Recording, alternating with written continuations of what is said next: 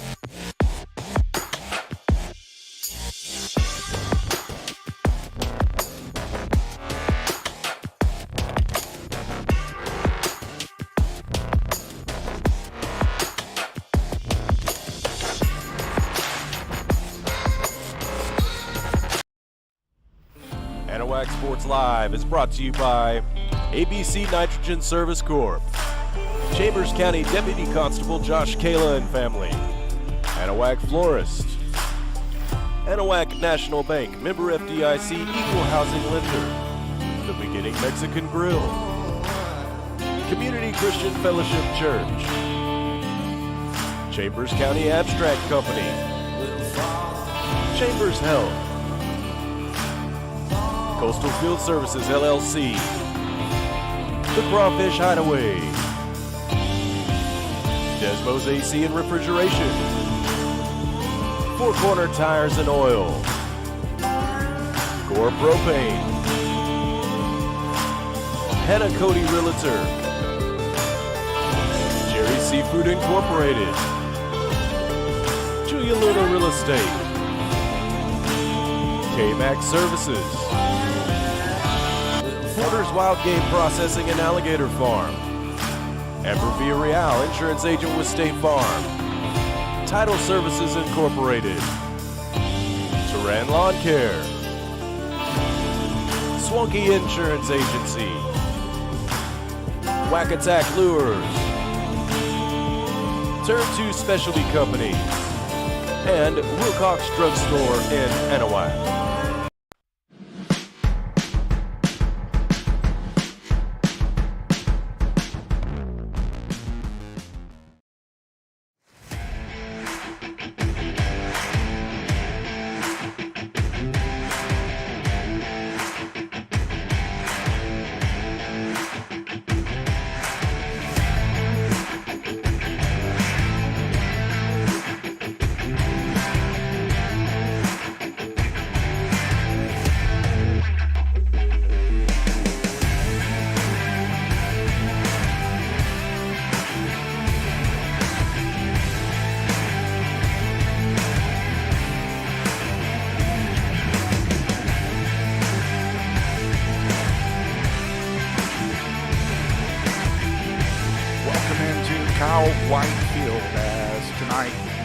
Sports Live proudly presents the Kirbyville Wildcats taking on the Anahuac Panthers in 10-3A play. Welcome in, everybody. Alex Outram, Trent Hart, Terry Fortenberry back here from Anahuac as we have made it back home, spending last Friday night in Orangefield in a game that, for a lack of better terms, was a little bit frustrating. Well, it was frustrating on multiple fronts, Alex, and we're going to talk about that once we get to the Anahuac offensive side of things and what went on last week. But however, Anahuac dropping their first game last week, their first district game, and tonight could not be any bigger for the Panthers. Yeah, it's a time where you still have time in district play, but now every further game becomes that much more important. There are only so many district games, only so many playoff spots, and now you have to make sure that you're taking care of business in 10-3A. Right, and tonight is not as much about, whether or not playoff contention is going to be decided here tonight, but it might be, decide what's going to happen as far as the district championship is concerned. Kirbyville's on a big roll. They've been putting up monster numbers on the board and holding teams to very low numbers. So the Anahuac Panthers are kind of in a must-win situation when it comes to wanting to be in contention for the district championship, and the Kirbyville Wildcats are here to make sure that that pretty much doesn't happen.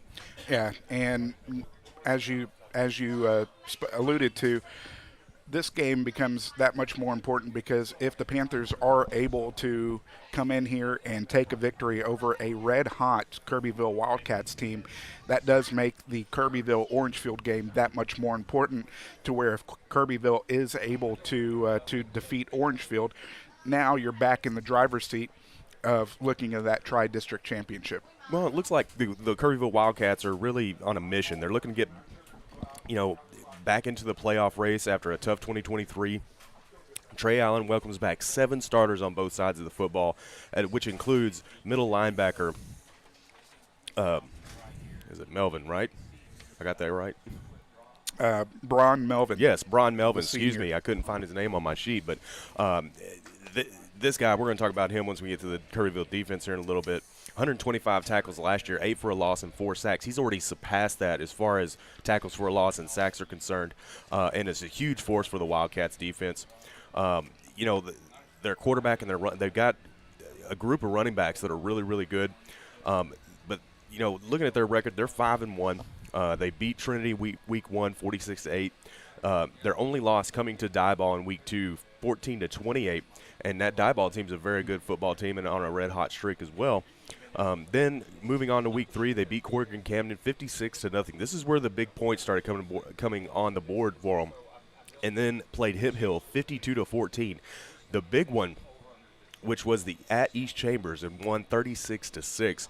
And then beat a Buna team that everybody was real high on in the preseason, 40-0. Now, they've absolutely been on a roll, on a tear in the first couple of games in 10-3A. But I tell you what, you talked about their senior linebacker flipping to the offensive side of the ball. The offense, the number one offense in 10-3A, averaging 368 yards a game, and that's primarily from the ground game. Yeah, they're rushing the football really well. They've got a little over 1,100 yards on the ground, led by senior running back number 8, Ashton Anderson, and also junior quarterback number 7, Jace Huffman. They are their offensive stars. They are combining for 667 yards on the ground, and you're going to see a lot of shotgun out of the Wildcats tonight. You're going to see a lot of design quarterback keepers for Huffman. He's really quick. He's really elusive, and they really utilize his quickness outside the numbers. And, so obviously a offense that can light a match in an instant to put up points. So now that we got the number one offense out of the way, they also have the number one defense in 10-3A. Right, and we didn't talk about how big they were. They've got some big size guys up front on both the offensive and defensive line. They get good pushes on both sides of the football, but they have the number one offense and the number one defense right now, which is great for the Wildcats, but only allowing an average of just over 100 yards and 7 points per game, Alex. So, tonight is going to be one of those tests we talked about last week, how the Panthers going up against Orangefield was going to be a test.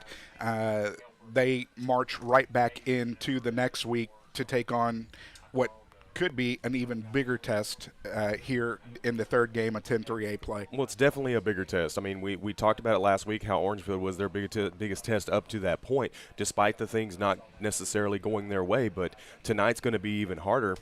And getting back to that defense, they're also very good in the secondary. And Anahuac is more of a balanced team as far as it comes to the pass and versus the run. However, Kirbyville defends both really, really well, but they're really good in the secondary, only allowing 131 yards passing all season. And like we mentioned earlier, that all starts with their senior middle linebacker, number 5, Bron Melvin. And, you know, we talked about his numbers from last year. This year he's got 75 total tackles with 5 sacks, which is surpassing what he did last year. And as you'll hear here momentarily, head coach Greg Neese making sure to make mention of the senior linebacker there as we are set to take our first time out here of the Coastal Field Services pregame show, as we'll be back with the conversation with the head coach of the Anahuac Panthers, head coach Greg Neese, after this on Anahuac Sports Live. Coastal Field Services, Southeast Texas' go-to company for right-of-way mowing, land clearing, site preparation, industrial commercial herbicide application, and industrial commercial site ground maintenance. No matter what your property maintenance or clearing needs are, you can rely on the professionals at Coastal Field Services. For more information, call 832-900-9800 and visit them at coastalfieldservicesllc.com.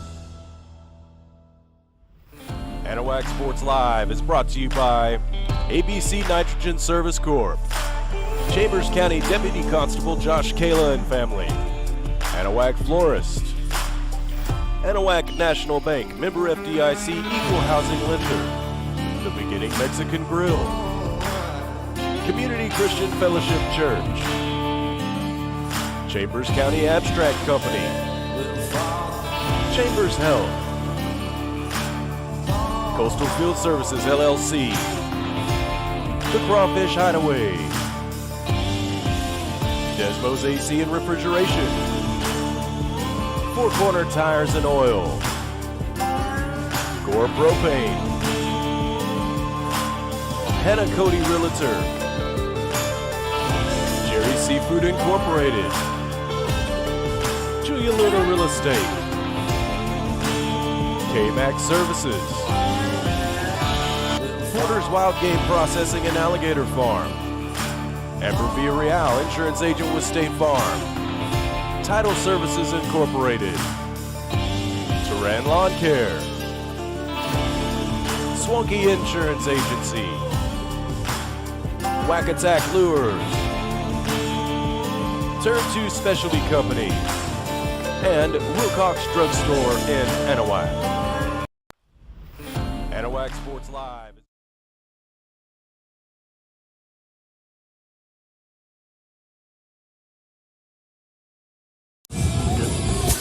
Alex Outram back on the Coastal Field Services pregame show, joined by the head coach of the Anahuac Panthers, head coach Greg Neese. And Coach, back here in Anahuac after taking the first loss in district play, looking to regroup against Kirbyville tonight. What kind of things did you see on the film last week that you took away as lessons learned? Well, I thought we started the game fantastic. I mean, we had a fast start, went up 13-0. But I don't know, we kind of stopped executing on offense after doing that. I mean, we had a chance to go up 20-0 and maybe even put 4 scores up there. So I don't know, I was very proud of our start, and we came out guns a-blazing, and our defense was playing good, and they had a tough time moving the ball. We just got to find a way to close the game out, and when we get a lead, is put our foot on their throat. And like my dad used to tell me growing up playing football, you got to go for the throat. And we just got to go for the throat and take the win when it's there. Like you said, came out, opening drive was a beautiful drive right down the field, and was able to put up points there. And then even coming out of halftime, first drive out of halftime, putting up some more points on another beautiful drive there. Were you able to look back at the film and see some differences between the other drives and those 2 drives that were so emphatic? Well, it was execution. You know, we had some drop passes. We had a ball slip out of the quarterback's hand when we had a double move going with Talon, and that was going to be a big player, if not a touchdown. So, you know, it's just lack of execution. You got to be able to make plays in the big moments, and that was probably the difference. Coming into tonight, taking on this Kirbyville team, what are you expecting out of them on offense tonight? This is the best Kirbyville team, and this ain't about me, but I left there in 2016. This is the best Kirbyville team we've seen, and I know the other district coaches agree, East Chambers and Buna, since I was there in 2016, probably 2015. We're really good. Jackson Gore, my OC, he was my quarterback, and they're really good. They play aggressive defense. They got Jason Hicks as the defensive coordinator, and he's from Newton. He runs a 7 diamond, and they're very talented. And Coach Allen has done a great job. He took over a program that was kind of in disarray, and he's always had some athletes, but he's got them headed in the right direction. So I give a lot of credit to their coaches. Chase Copeland, who used to be here, he went to Newton after this. He's their offensive coordinator, and he's probably the best I've seen him as far as calling plays. They're really good. They got a good offense, good offensive line. They got some skilled kids. Their speed. They have it all. They come attack you in all 3 phases, and they got after East Chambers from the very beginning, and they got after Buna also. So our hands are full, and I know they're coming in here sky high, and I know they'd like to come over here and get a victory over Anahuac. It hasn't been too kind for them in the past few years, but our guys are ready to play, and but we know we have a very, very good opponent tonight. Speaking of that Wildcat defense, what was it that you saw on film that really impressed you from that 7 diamond? Number 5, their linebacker, Braun kid. He is very aggressive, and they cover him up, and against East Chambers and Buna, nobody blocked him. And that's the beauty behind the 7 diamond. You got guys. The offensive line is covered up by defensive linemen, and he's able to run downhill 45-degree angles, and he's a very aggressive and player. And we lost Dick Buckus, and so if I could say he reminds me of somebody, probably of a young Dick Buckus, and he's very aggressive and very emotional, and we got to block him. If not, it'll be a long night for us. With the district season in play, obviously still quite a few games left. What kind of intensity did you see from the team this week ramping up to the game? Well, I saw some good intensity. We got a squirrely bunch too, so we got. They like having a good time, and we got to get them. It's not like they're lazy. They're not lazy. They work hard, but keeping them focused, and they just like to have a good time. So they're fun to coach but on Friday night I know what they're going to give me. They bust their butt, and they fly around and play aggressive, and they think they're the better team, and they think we're a pretty good football team. They think we're a district championship type team. So I love that about their confidence, and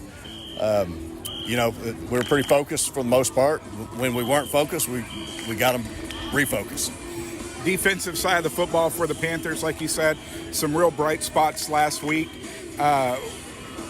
What can you say about the defense leading into tonight's ball game as it's progressed through the year? Well, all the other coaches talk about Tyler Kelly, our linebacker, and I think I bragged on him a few weeks ago in the pregame and stuff. And I'm not going to say too much about it. He's a heck of a football player, and he as he goes, we go. He makes a lot of plays. Quandre coach is that was probably his best football game in his career last week. On offense and defense, it hurt him to lose. He was mad, angry, and I love when he's playing angry because he is making plays left and right. He made a play when he was the left defensive end, and they're down about the 3-yard line, and they run away from him, and he comes all the way down, like Will Anderson for the Texans, the Alabama guy, comes all the way down the line and tackles the running back in the end zone. And so we've been waiting for that to happen. And he's only a junior, so we're excited about him. And then Oscar Garza's really been playing well in the secondary, and he actually made the play against Orangefield, hustling all the way across when he could have rested. He hustled all the way across the field. When Orangefield scored that touchdown to go ahead, he hit the guy at the 5, and the ball actually did come loose at the 2-yard line, and the ball went out the end zone. It should have been a touchback, but they blew the call. And that's it happens. But that was a great play by Oscar, and I wish he would have got rewarded, but we noticed it, and that's the type of effort we got from our young secondary guys, and so I'll brag on him a little bit, Oscar Garza. What kind of difference are you going to have to do coming into tonight versus the last couple of weeks where you've gone up against predominantly run-heavy teams? Well, sometimes we're our own worst enemy, and it's just been one of those years, and we preach it. We got to quit getting the procedure penalties and quit jumping off sides on defense, and we got some things in there, and they're an aggressive defense. We're going to try to make them jump some too, and they're going to try to make us jump. But it's going to come down to really, I think, maybe what you see in the special teams. If someone's able to block a punt or someone's able to do a fake punt, they try to come block ours every time. they've also run some fake punts. We've run one too. It was unsuccessful early in the year, but kickoff coverage has been a big deal for us, and half the time we're doing it good, half the time they're busting it back to about the 50. So I think it's going to come down to special teams, and whoever wins special teams may just win the football game. All right, Coach. Well, it sounds like we got the keys to victory knocked out there. So we definitely appreciate the time before the game, and best of luck in tonight's contest. All right, man. Thank you, Alex. Head coach Greg Neese of the Anahuac Panthers as we continue the Coastal Field Services pregame show after this on Anahuac Sports Live. Coastal Field Services, Southeast Texas' go-to company for right-of-way mowing, land clearing, site preparation, industrial commercial herbicide application, and industrial commercial site ground maintenance. No matter what your property maintenance or clearing needs are, you can rely on the professionals at Coastal Field Services. For more information, call 832-900-9800 and visit them at coastalfieldservicesllc.com.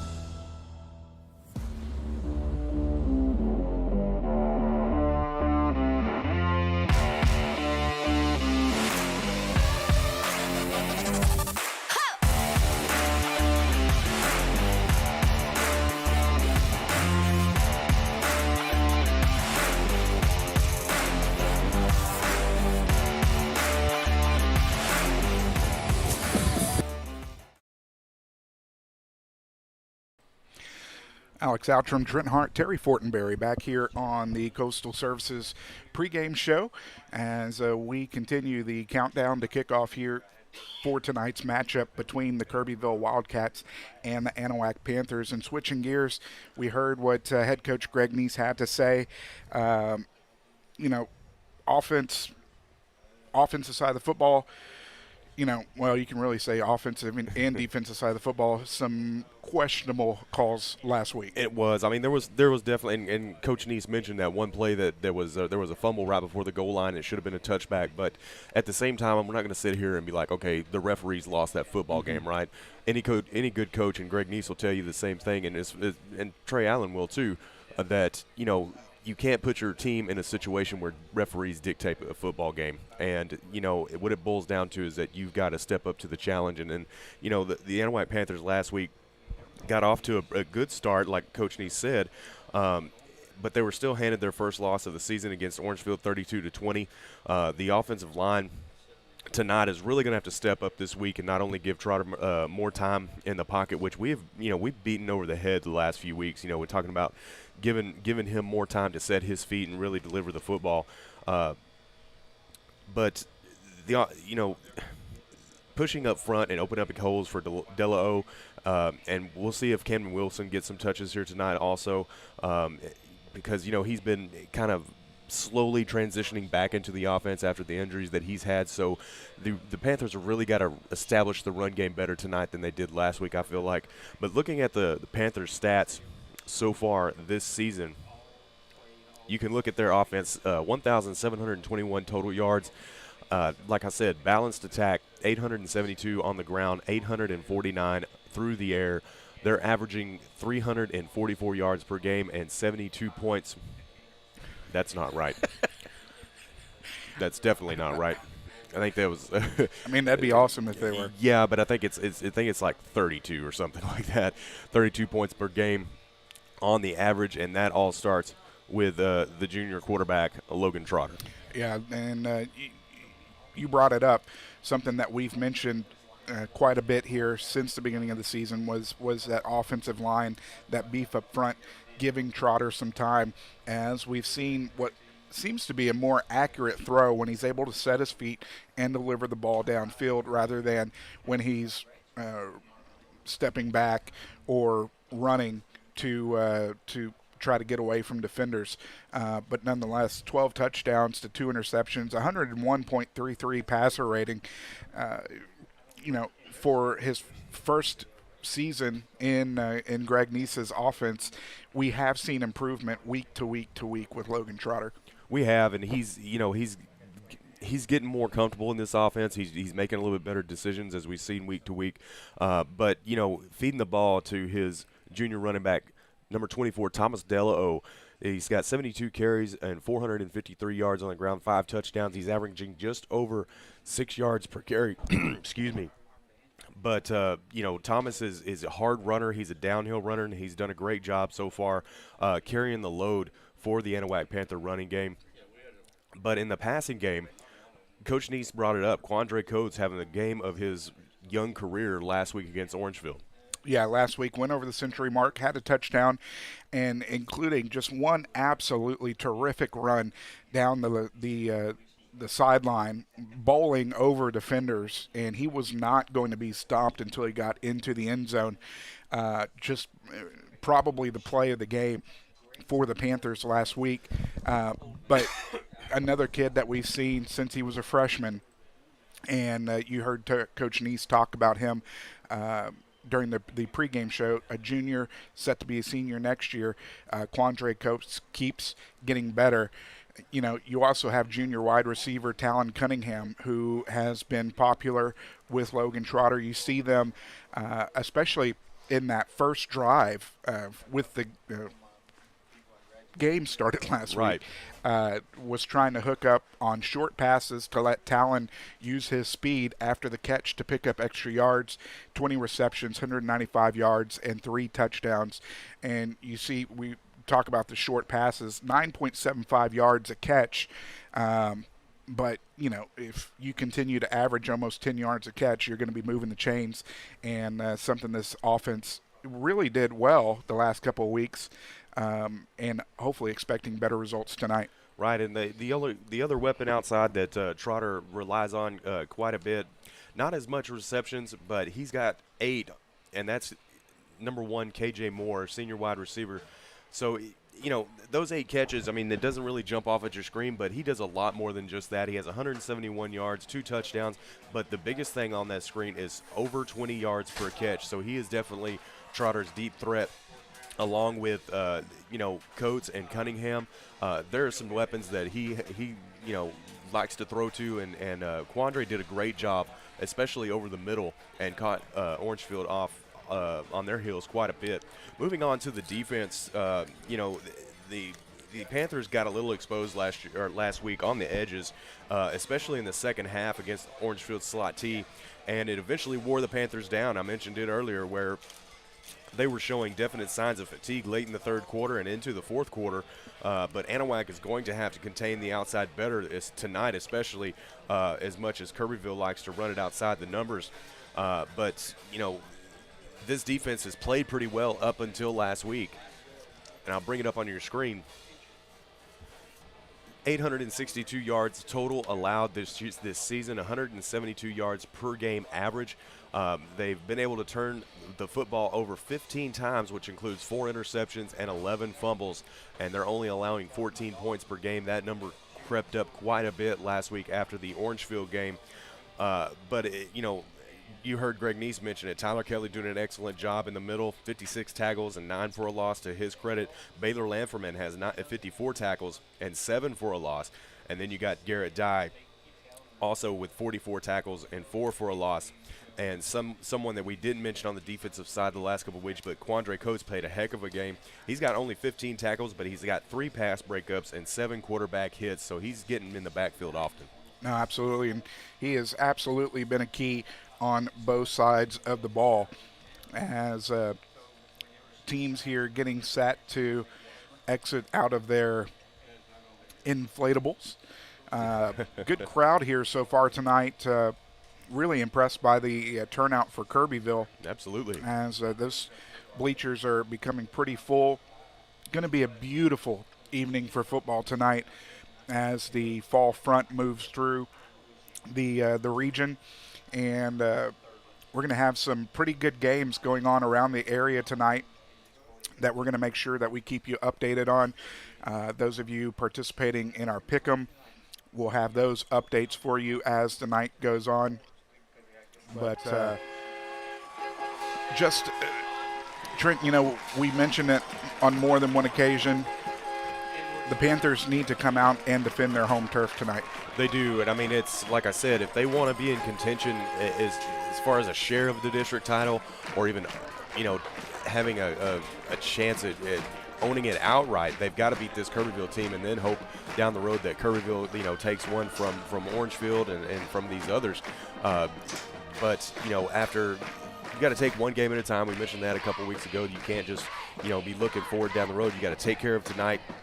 But we're halfway through the season. Can you believe it? I mean, we're in week 7.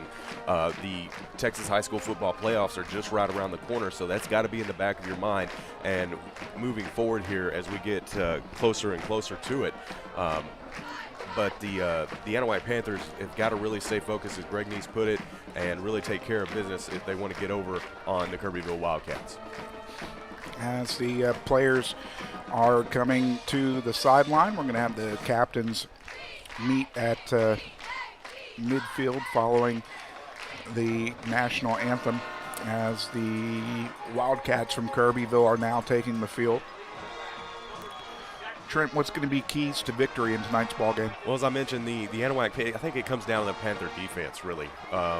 They're really going to have to contain this Kirbyville quarterback from, the misdirection plays and those design plays, as I mentioned in the pregame, that they like to do with him. He's very quick. Their other committee of running backs, they use them very effectively, but they like to press the edges. And we've seen that the Anahuac Panther defense has kind of shown a weak spot when it comes to the outside.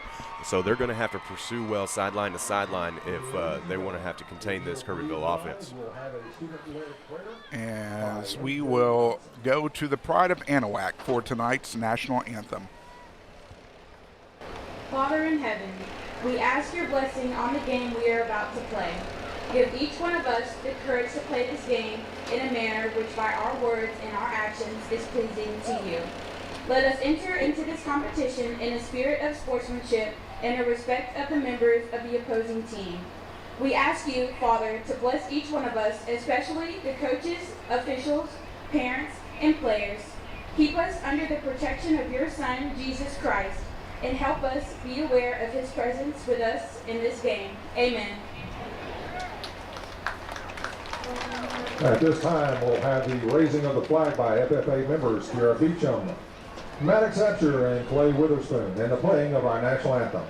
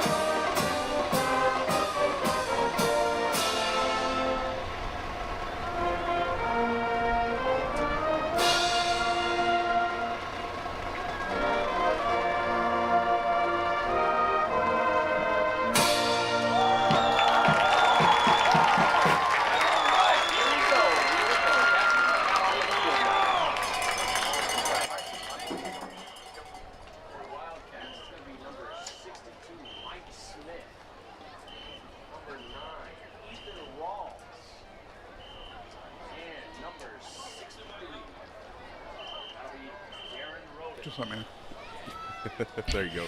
Welcome back to the Coastal Field Services pregame show, as the captains for both teams set to meet at midfield.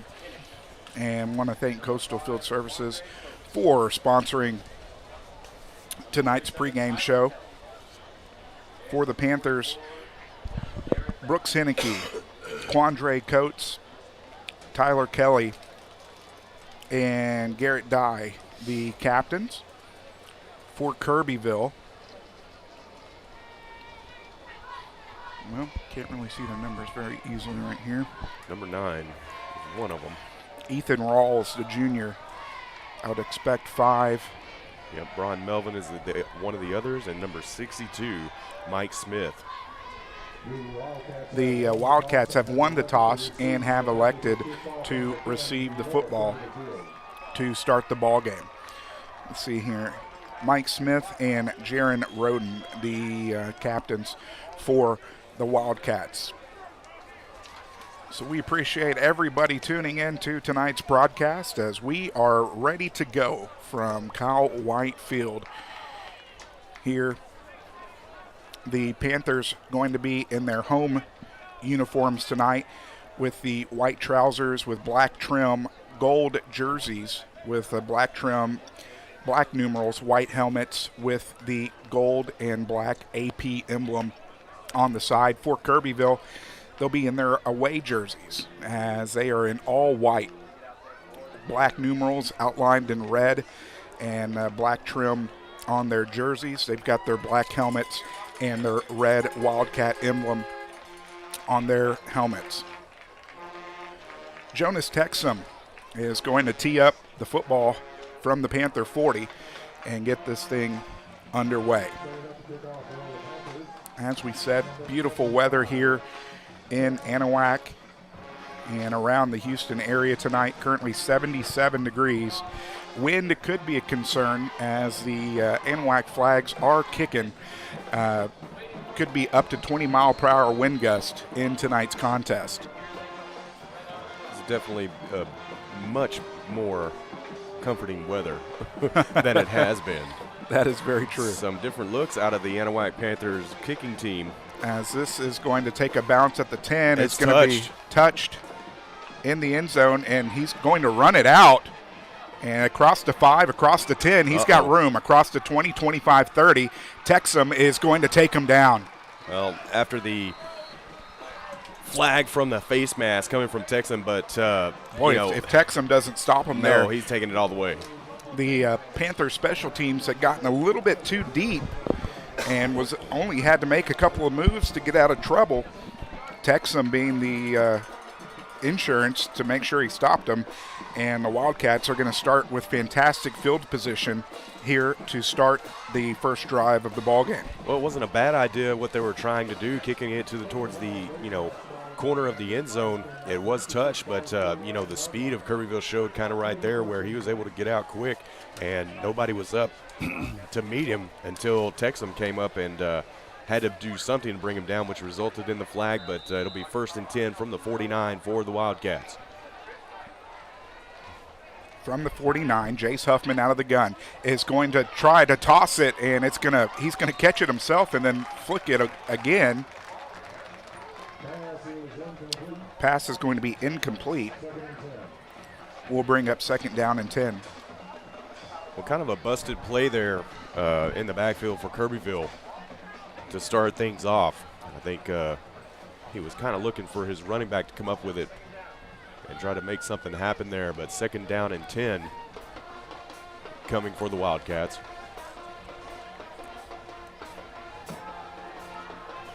As we said, Jace Huffman, the quarterback, bringing his Wildcat team. Ashton Anderson, the running back. Huffman's going to keep this one across midfield.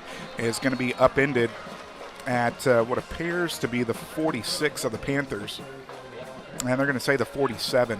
You're going to see a lot of that, him taking it himself and those, one his blockers to try and develop and open up a hole there. He'll eat up 4, 5, and 6 yards at a time. So the Panthers are really going to have to watch what he does. 3rd down and 6 here early on for the Panther defense. From the far hash, Kirbyville moving right to left as you look to your screens and your phones. Out of the gun, Huffman is going to hand it off to Anderson. Anderson has room at the 45, gets to the outside, is going to have enough to pick up the 1st down and more. 9 yards on the pickup for Anderson. Anderson showing some really burst speed there on the outside to pick up the 1st down. So 1st down and 10 from the Panther 38.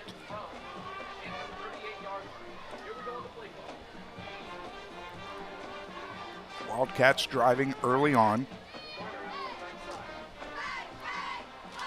Huffman's going to come under center for the first time tonight. And there's flags before the play, and it looks like we're going to have false start. Nope, we're going to have a timeout called by the Wildcats With 10 remaining here in the first quarter, we'll take it with them back after this on Anahuac Sports Live. Building a new home? Does your driveway need a long overdue facelift? Or are you just looking to finally get that lot cleared and build something great? Look no further and trust the locally owned and operated professionals at Title Services Incorporated.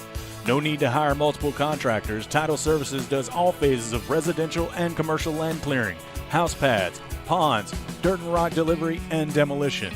Call today for a free estimate, 409-267-1057, or visit them on Facebook at Title Services, Inc.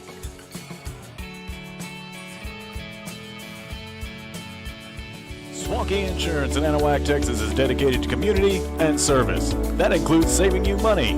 With access to over 30 carriers, Swanky Insurance will give the personal attention that you deserve and tailor any policy specifically to your needs. We'll get back there to Todd and Swanky Insurance at our next break. First down and 10 from the 38. Out of the gun, Huffman sets back, under pressure, looks downfield, is going to be underthrown and bobbled and dropped. And on the coverage for the Panthers was Oscar Garza, number 3, the sophomore, doing a great job at bringing him down and breaking up the pass. Pass was intended for Braden Mahaffey, but severely underthrown as Mahaffey just stood at the sideline waiting for the ball to come down. It's a tough spot for a defensive back to be in, because if you charge back, it could be pass interference, so you just got to kind of wait there and try to make a play on the ball when the receiver does. Nonetheless, second down and 10 from the Panther 38.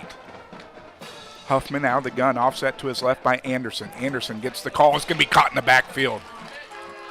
Fantastic play by Tyler Kelly as he just gets back there and takes him out for a 2-yard loss. That's going to bring it third down and long. 12 yards for the Wildcats to move the chains. So early on, the Panther defense has forced thirds downs. Huffman's going to go alone out of the gun, trips to the far side, sends a man in motion. He's going to keep it himself. Straight up the gut is going to be taken out. But in no man's land, I expect him to go for it here. In on the tackle was Jason Nelson.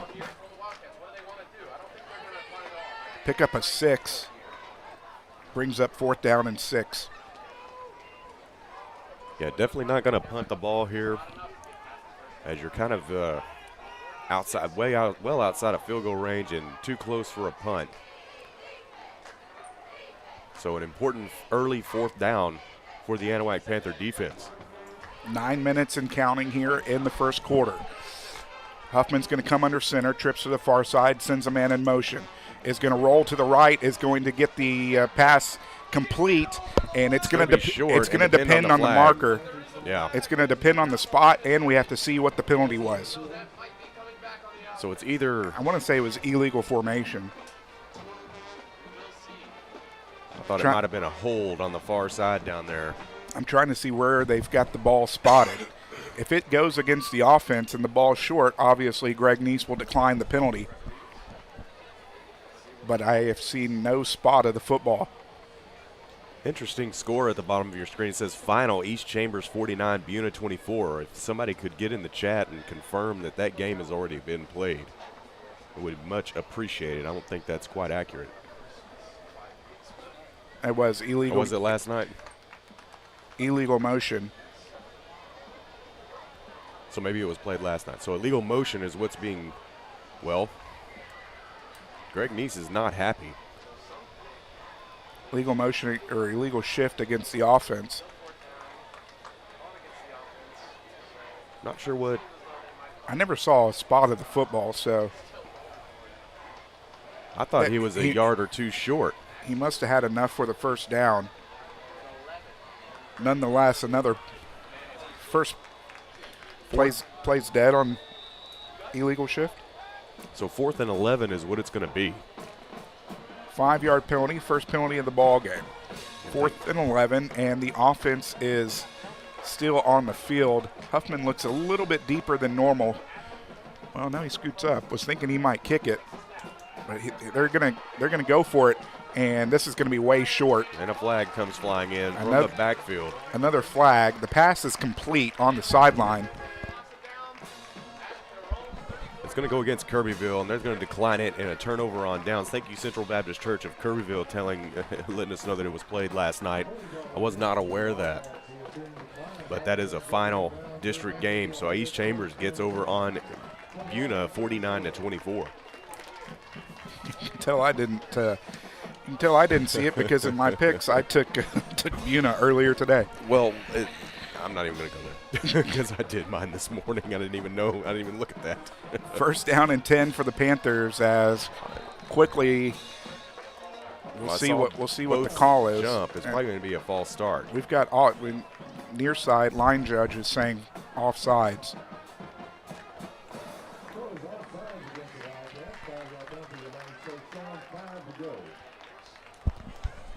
You are correct. It is an offsides against Kirbyville.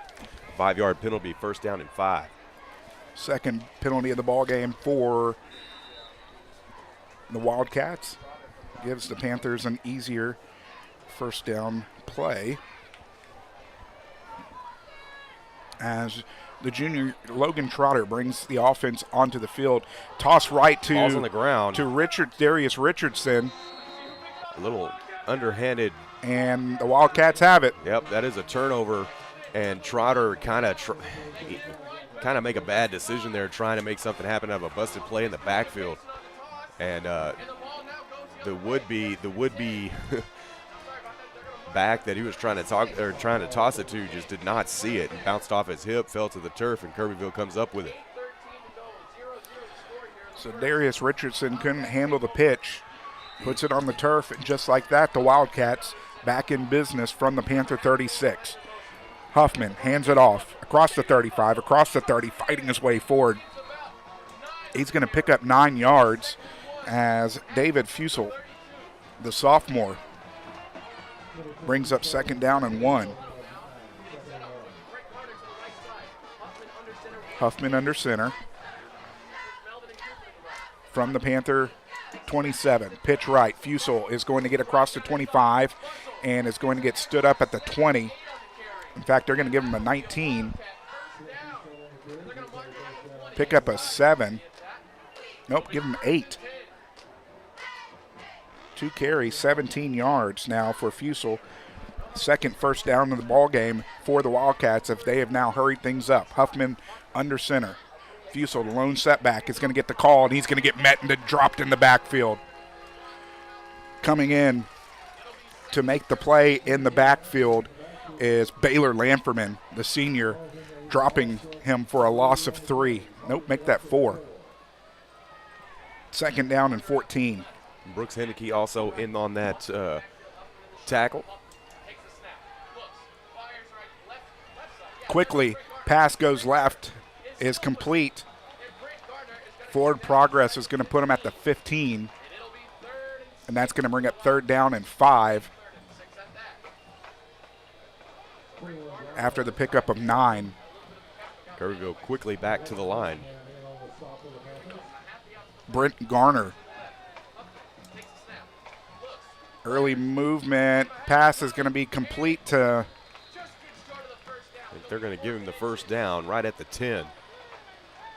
We'll see where they spot it. Both side judges are standing right on the line. Not going to quite give it to him. Fourth down and short. And they are going to get it. They're going to get more into the end zone. Touchdown, Kirbyville. Jace Huffman keeps it himself from 10 yards out as the Wildcats strike first.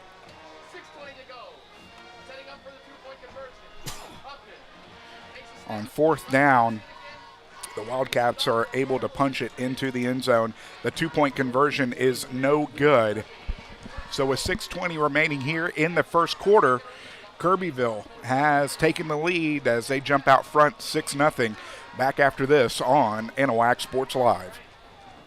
Swanky Insurance in Anahuac, Texas is dedicated to community and service. That includes saving you money.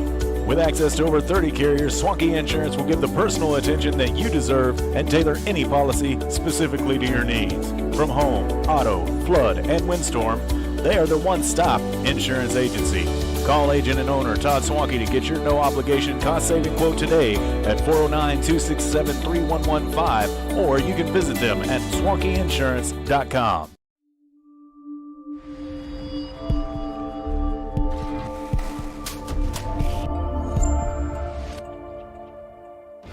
Want to know Anahuac's best-kept secret? The Crawfish Hideaway is just that. From fresh Cajun-boiled crawfish, shrimp, snow crab, and even homemade gumbo. While you're there, be sure to try their famous fried gator bites or boudin egg rolls. Starting in December, come get your bug on at 400 Miller Street in Anahuac, 409-267-6060, or find them online at crawfishhideaway.com. The Crawfish Hideaway, proud supporters of Anahuac ISD and Panther Athletics. Alex Outram, Trent Hart, Terry Fortenberry back here from Kyle White Field as the Wildcats have struck first.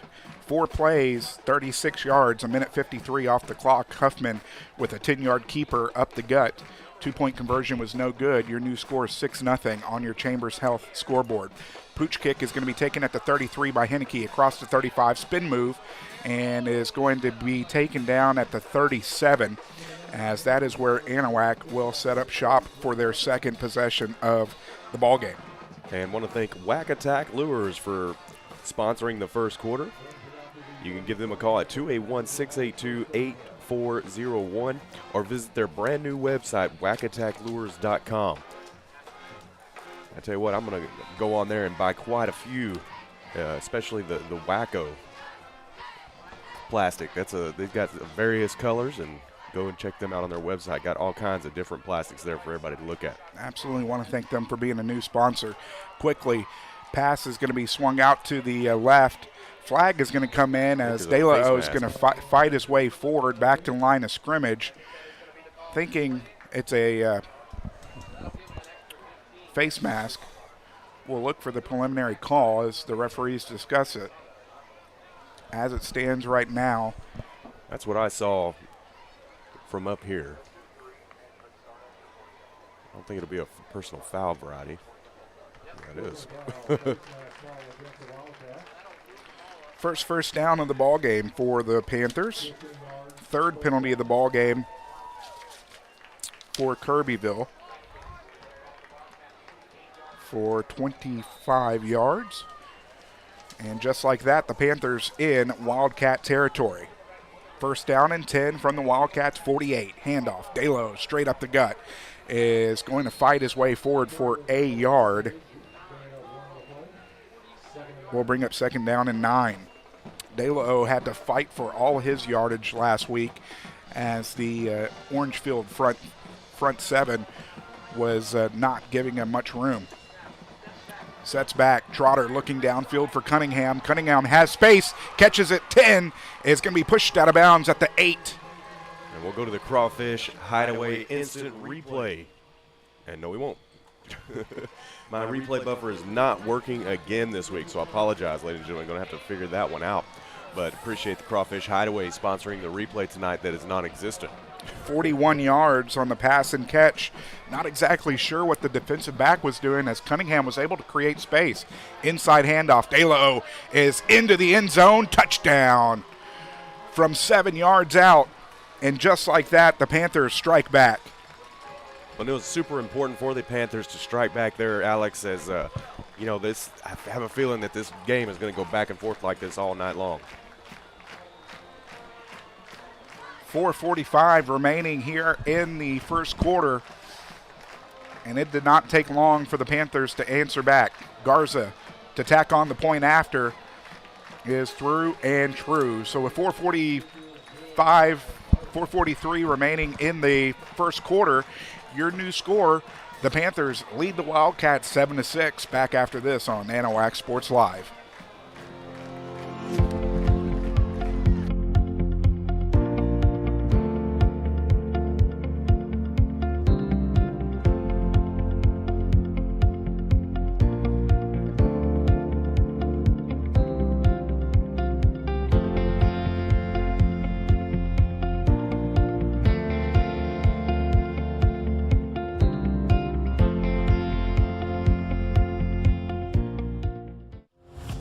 Gore Propane, family owned and operated by Jimmy and Renee Gore, has been servicing Chambers and surrounding counties since 1998. Gore Propane is the go-to company for all your propane needs, offering competitive pricing, tank sales, lease, residential and commercial propane sales, and bottling.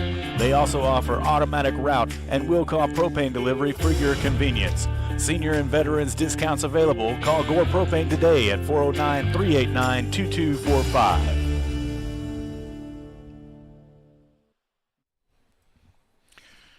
Alex Outram, Trenton Hart, Terry Fortenberry back here from Kyle White Field, where the Panthers have taken the lead over the Wildcats as Jonas Texum has it teed up from the 40. Cue the Viking, gets into it. End over end kick is going to fall down to the 3. Across the 10, 15, cuts it back inside, and is going to be taken down at the 20. I'll tell you what, Texum really getting his leg into these footballs this game. He's a soccer player, exchange student, came over here and kind of got thrown into that position. So getting a little bit more comfortable kicking the football instead of the soccer ball. 4 plays, took a minute 17 off the clock. The Panthers drove 63 yards. Thomas DeLao capped off the drive with a 7-yard rush straight up the middle. The point after was good from Oscar Garza, making your new score 7-6 on your Chambers Health scoreboard. So the Wildcats taking back over from their own 20. First down and 10. Huffman is out of the gun, offset to his right by Anderson. He's going to keep it. Cross to 20 is going to be taken down. He's going to pick up 1. He's going to bring up, is it 2? He's going to pick up 2. Brings up second down and 8. 22 yards on 4 carries for Huffman. Well,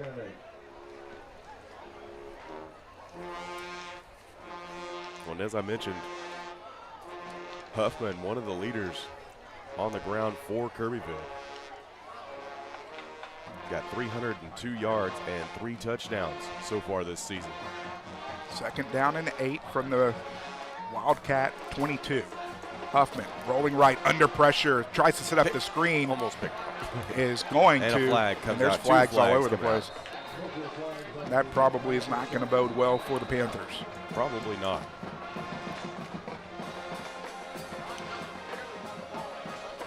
Trying to see if there might have been a push-off, but I don't think there was. I think there was some pass interference going on. I think it might be another face mask. Yep, and it is. 2 face masks on the play. Oh, well, they had pass interference and a face mask. And a face mask, because it was funny because he did pass interference, and then he grabbed his face. So he got ahead of himself a little bit there. So 2 penalties on the play. Thankfully, this time, only 1 will count. Nonetheless, first down for the Wildcats, their 4th here of the first half. From their own 43. Huffman hands it off Anderson, straight up the gut across midfield, is going to be taken down after a pickup of 10. Move the chains, first down. 17 yards on 3 carries for Anderson so far. Well, at least we're not having to second-guess the spot every other play with this officiating. That is true. I greatly appreciate that. So quickly into Panther territory from the 47. It was in between 6 and 7 there. First down and 10. Huffman out of the gun. Sends a man in motion from the far hash. Anderson's going to get it straight up the gut again. He's going to fall forward and pick up 2. We'll bring up second down and 8. 2:57 and counting here in the first quarter. Huffman talking to his head coach, Trey Allen. We'll get you some scores from around the area. Cold Spring on top of Woodville, 6-0. Huffman sets back under pressure. Ball's going to be tipped and is going to fall down to the turf. Incomplete. Is going to bring up third down and 8.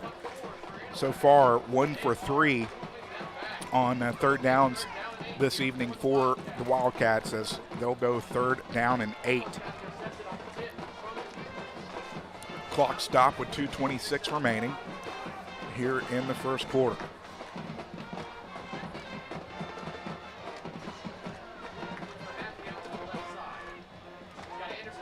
Going to go out of the gun. Huffman's alone in the backfield. Gets the snap, looks downfield, delivers quick, is going to be caught, breaks a tackle, and is going to walk into the end zone. Touchdown from 45 yards out, Brent Garner. And broken coverage there in the secondary from the Anahuac Panthers, and the Kirbyville Wildcats take advantage of it. And another 6 points for them as they go for 2. As it's going to be pitched to Anderson, and Anderson is going to get into the end zone for the 2-point conversion. So with 2:18 remaining here in the first quarter, the fireworks have been lit. 3 scores on 3 straight drives. Kirbyville takes the lead 14-7. Back after this on Anahuac Sports Live. Jerry's Oysters is a 3-generation family-owned and operated business located on Galveston Bay since 1970. Offering fresh, hand-shucked, and in-shell oysters year-round, Jerry's Oysters are available at your local H-E-B, or you can make a visit to their location in Smith Point, Texas. Locally sourced, high-quality, wild-caught, where our world is your oyster. For more information, call 409-355-2243 or go to jerrysoysters.com. Coastal Field Services, Southeast Texas' go-to company for right-of-way mowing, land clearing, site preparation, industrial commercial herbicide application, and industrial commercial site ground maintenance. No matter what your property maintenance or clearing needs are, you can rely on the professionals at Coastal Field Services. For more information, call 832-900-9800 and visit them at coastalfieldservicesllc.com. Welcome back to Kyle White Field here as the Wildcats have it teed up at the 40, handling the kicking duties, Luke Fusel, who I'm going to assume is the brother of David Fusel. Pooch kick is going to fall to the 41, taking there, across the 45, across midfield, down the near side, trying to get the angle. The kicker left to beat, and Quandre Coates is going to take it into the end zone. Touchdown from 42 yards out. I'll tell you what, the best kickoff return for the Anahuac Panthers this year, as we talked about earlier, that their special teams needed to come up big, and they did right there. So the Panthers answer right back. We just said back and forth. 3 straight drives, now 4, if you even want to call that a drive, as Coach takes the pooch kick to the house.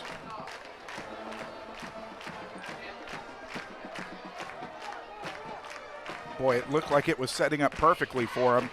Coach started moving towards the near side, and then by the time he knew it, he only had the kicker to beat, and he did. Garza to tack on the point after. Snap back. Kick is up. The kick is good.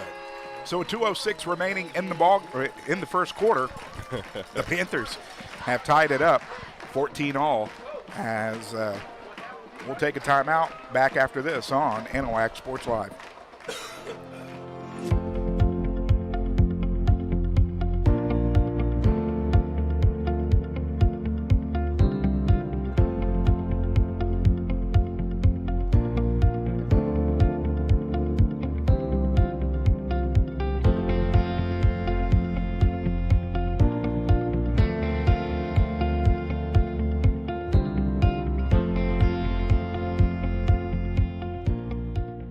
Since 1948, Wilcox Drug Store has been the Anahuac area's most experienced and trusted pharmacy. Continuing its long-lasting reputation for personal attention to all your medical needs, Wilcox Drug Store offers counsel, refills, transfers, compounding, flu shots, and delivery. Visit pharmacist Dave Wilcox and his experienced staff today at 1208 Miller Street in Anahuac or call 409-267-6141. Wilcox Drug Store, delivering solutions, delivering confidence.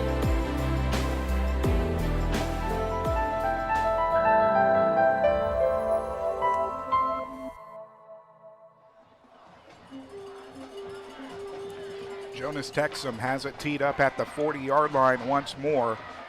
You heard head coach Greg Neese in the pregame show talk about Quandre Coates as he takes it to the house from 57 yards out on the opening kickoff after the Wildcats had taken the lead.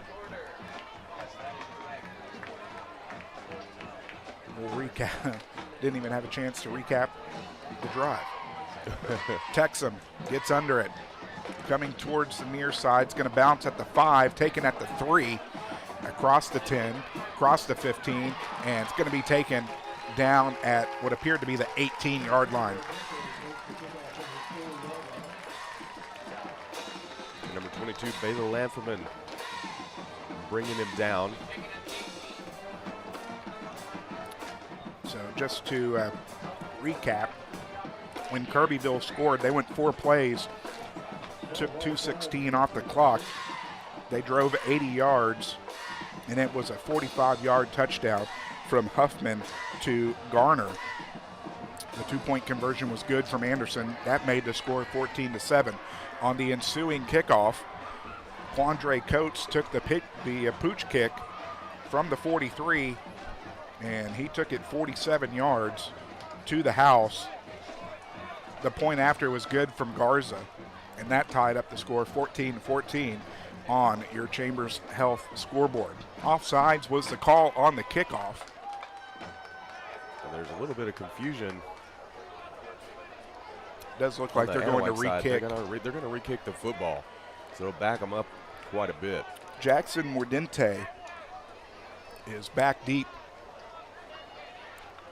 for the Wildcats, along with Trent Jackson, the sophomore. Again, appreciate everybody tuning in tonight, watching live on our YouTube channel. If you haven't done so yet, please hit that subscribe button. We appreciate everybody that has subscribed so far. Almost 1,500 subscribers. Would like to try to get to that number here tonight. You would hit that red button at the bottom of your screen on your YouTube channel. Good showing tonight by the Kirbyville faithful on the opposite sideline as well. Probably the best filled we've seen the visitor side this year. Absolutely is. Got them filled up over there. Texum is going to re-spot it at the 35 after the penalty. And Kirbyville, that's a good little drive from Kirbyville to Anahuac. I was happy to see it a home game on the schedule this year. Yeah, it was 2 years in a row on the road to Kirbyville, last year and the year before. What is there to talk about, guys? I'm not sure. Like I said, there was some confusion on what happened or where they were going to put the ball or something. So they're decided not to re-kick. They're just going to tack it on to the kick. So the ball will move from the 18 to the 23. And that is where the Wildcats will set up shop here with 2:01 remaining in the first quarter. Again, want to thank Whack Attack Lures for sponsoring the first quarter. They got a brand new website up, whackattacklures.com. That's spelled WACATTACK lures.com. Got it going this week. There we go. I heard it go off. I did. Didn't see it on the screen, but I heard it go off. Appreciate the subscribe. Ray Landrum, thank you very much.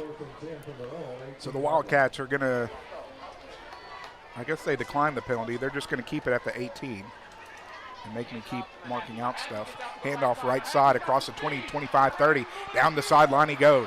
Across midfield and bumped out of bounds. Talon Cunningham there to put a shoulder into him to save the touchdown. Takes it all the way to the 49. This Kirbyville team's got a lot of speed. There's no doubt about it. And like I said, they like to run it outside the numbers, and we've seen it multiple times here tonight to their advantage. 33 yards on the carry for Braden Mahaffey. The leading wide receiver does some damage on the ground there. So very quickly into Panther territory. I formation. Handoff is going to go to the first man through, and he's going to get met in the backfield. He's going to lose a yard. That was Fusel.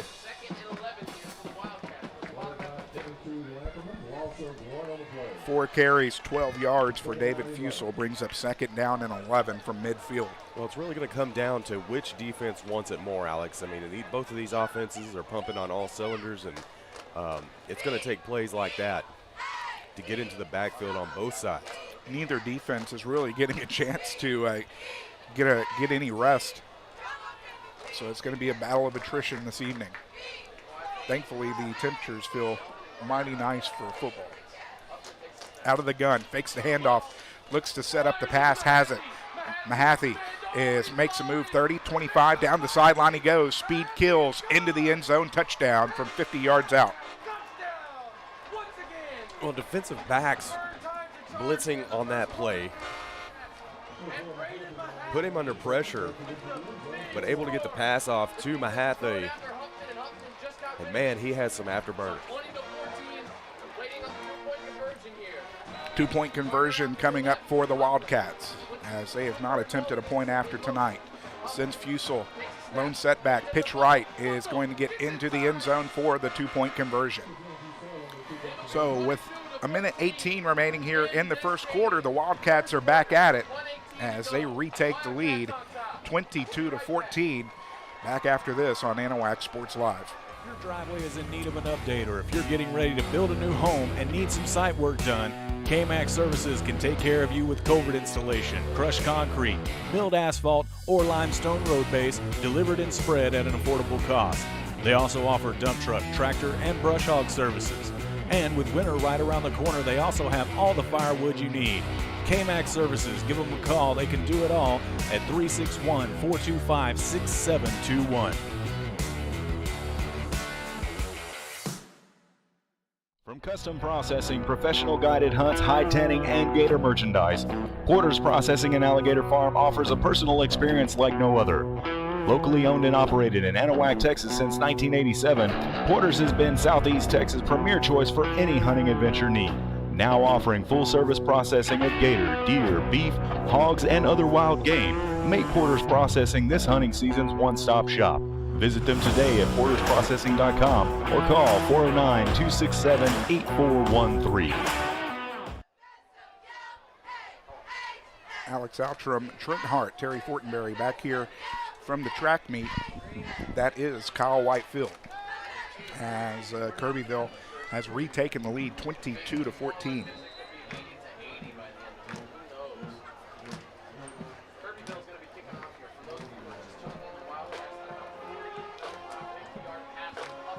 Ball is teed up at the 40.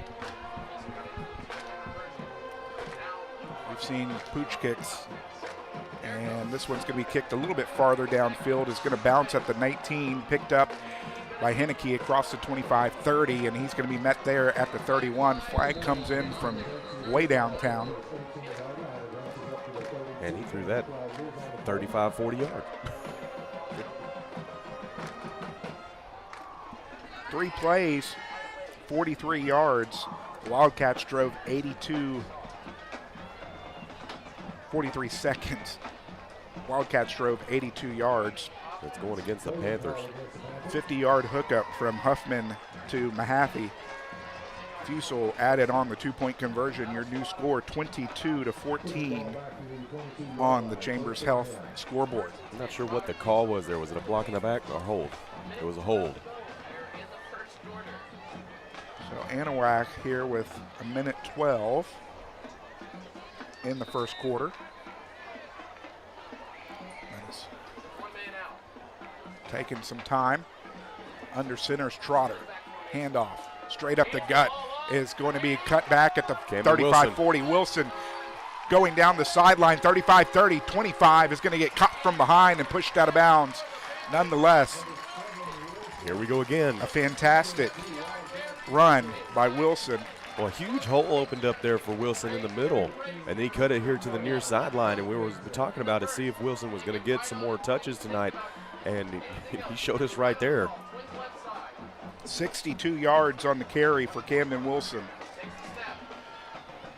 Handoff is going to go to De La O. He's going to pick up 3. We'll bring up second down and 7.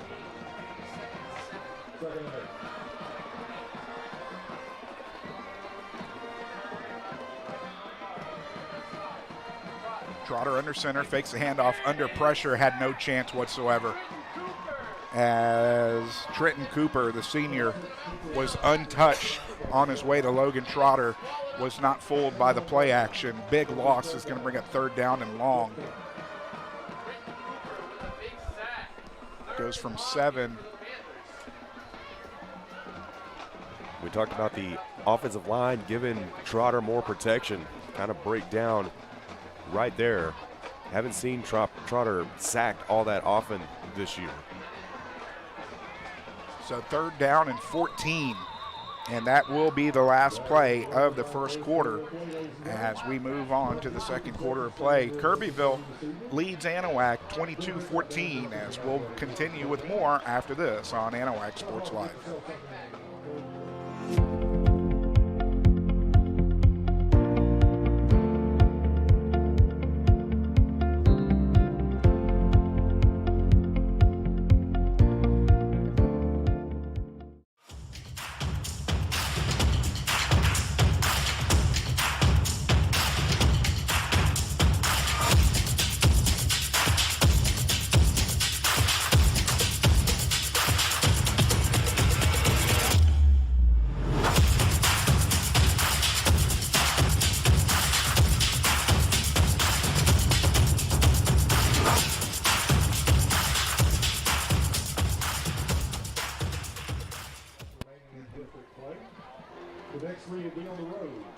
And welcome back, ladies and gentlemen, to Anahuac Sports Live, where we're about to start the second quarter of play here at Kyle White Field. Trent Hart, Alex Outram, Terry Fortenberry back with us tonight, taking care of the camera duties.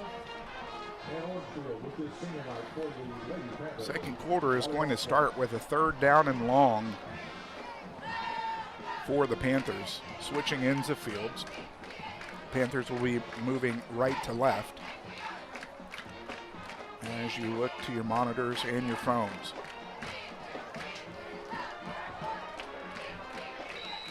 From the 20. Line to achieve is the 6. Trotter's going to be out of the gun with a pistol. Now sends a man in motion. That's Delo. Looks downfield, has him wide open. Richardson into the end zone. Touchdown from 20 yards out. What a heck of a play call there by the offensive coordinator for the Panthers.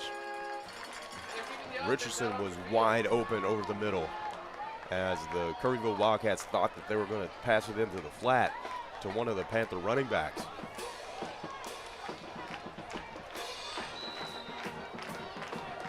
Boy, it's been nonstop action. If you're an offense lover, you're going to enjoy this game. Out of the pistol, Panthers going for 2. Sends Richardson in motion, fakes the handoff, rolls right. Looking, Trotter's going to try to take it himself, and he's going to get eaten up before the goal line, as the 2-point conversion will be no good. So with only 4 seconds off the clock here in the second quarter, the Panthers have struck back. Your new score, 22-20, back after this on Anahuac Sports Live.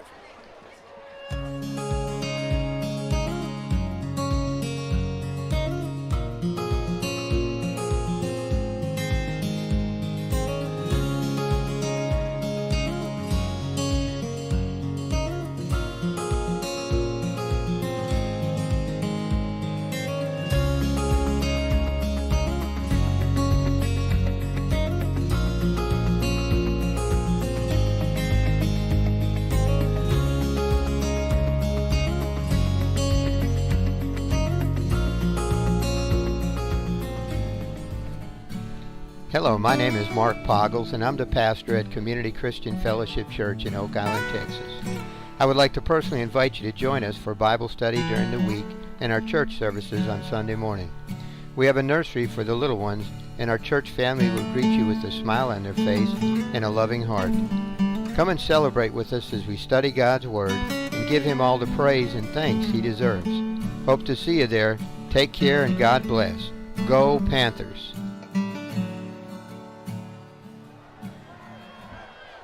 The track meet continues with 11:56 remaining in the first half. The Panthers have answered back on their own. 4 plays, ate up a minute 16 and 78 yards. Trotter hit Richardson from 20 yards out, and the 2-point conversion was no good. Your new score, Kirbyville leads Anahuac 22-20 on your Chambers Health scoreboard. Texham has it teed up at the 40. Pooch kick is going to fall at the 43, and the Wildcats are going to start at about midfield with fantastic field position. I don't know if that was exactly what they drew up. Yeah, they were hoping that maybe a muff was going to happen or one of their defenders would get there to try and bust up the catch. And I was just thinking that eventually, if in this type of a football game, if it keeps going back and forth the way it does, we're going to see an onside kick attempt from one of the two teams. Well, the way the offense has been going, definitely did not want them starting on a short field, as they actually mark it back to the Kirbyville 48.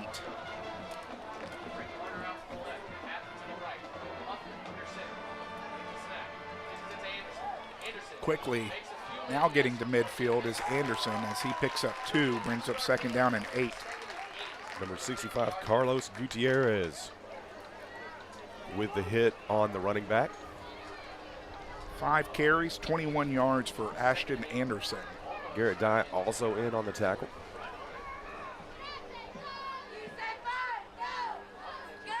Huffman getting a call from the sideline.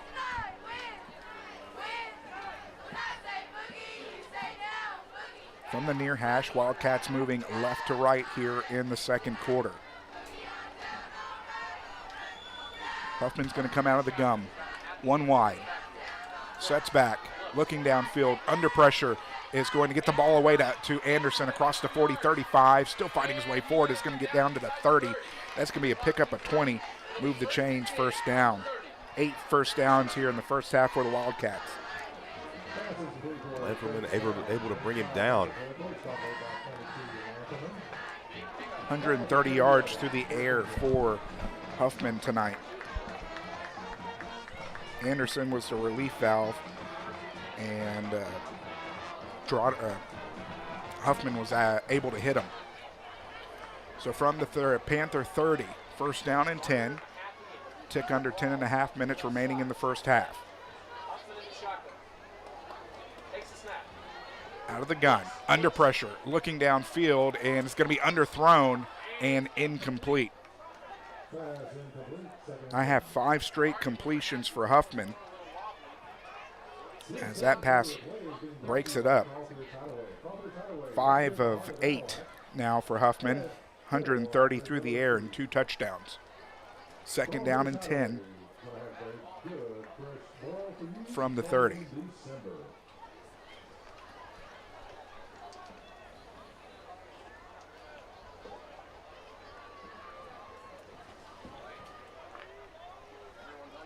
Huffman's going to come under center, 3 backs behind him.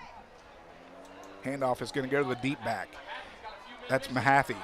It's going to be breaking tackles, gets through, and ankle grab by Coates is going to take him down. We do have a flag on the play. We'll see what it is. As it stands right now, a pickup of 19. Looks like it's going to go against the Wildcats. Boy, Coates was able to grab an ankle. Holding is going to be the call. 1, 2, 3. Looks like it was 4 yards picked up before the penalty was called. So 37 yards now for Mahaffey. Brings up 2nd down and 17. So actually that would have been a gain of 3. Clock rolls here as we'll tick under 10 minutes remaining in the first half. Trips go to the far side as the Wildcats are from the near hash. Wide receiver screen is going to be caught in the backfield, and the Panthers are going to get to him. That's going to be a loss of 4.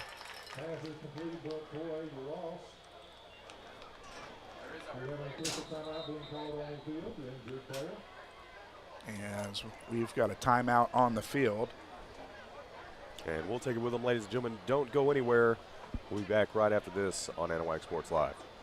Building a new home? Does your driveway need a long overdue facelift? Or are you just looking to finally get that lot cleared and build something great? Look no further and trust the locally owned and operated professionals at Title Services Incorporated. No need to hire multiple contractors. Title Services does all phases of residential and commercial land clearing, house pads, ponds, dirt and rock delivery, and demolition. Call today for a free estimate, 409-267-1057, or visit them on Facebook at Title Services, Inc.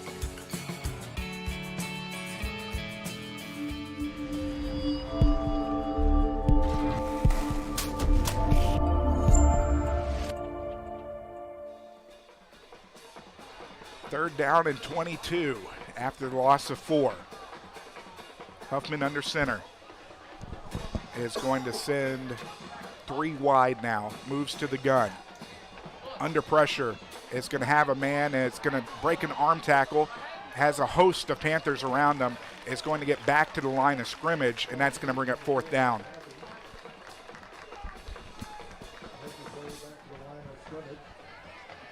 Mahaffey.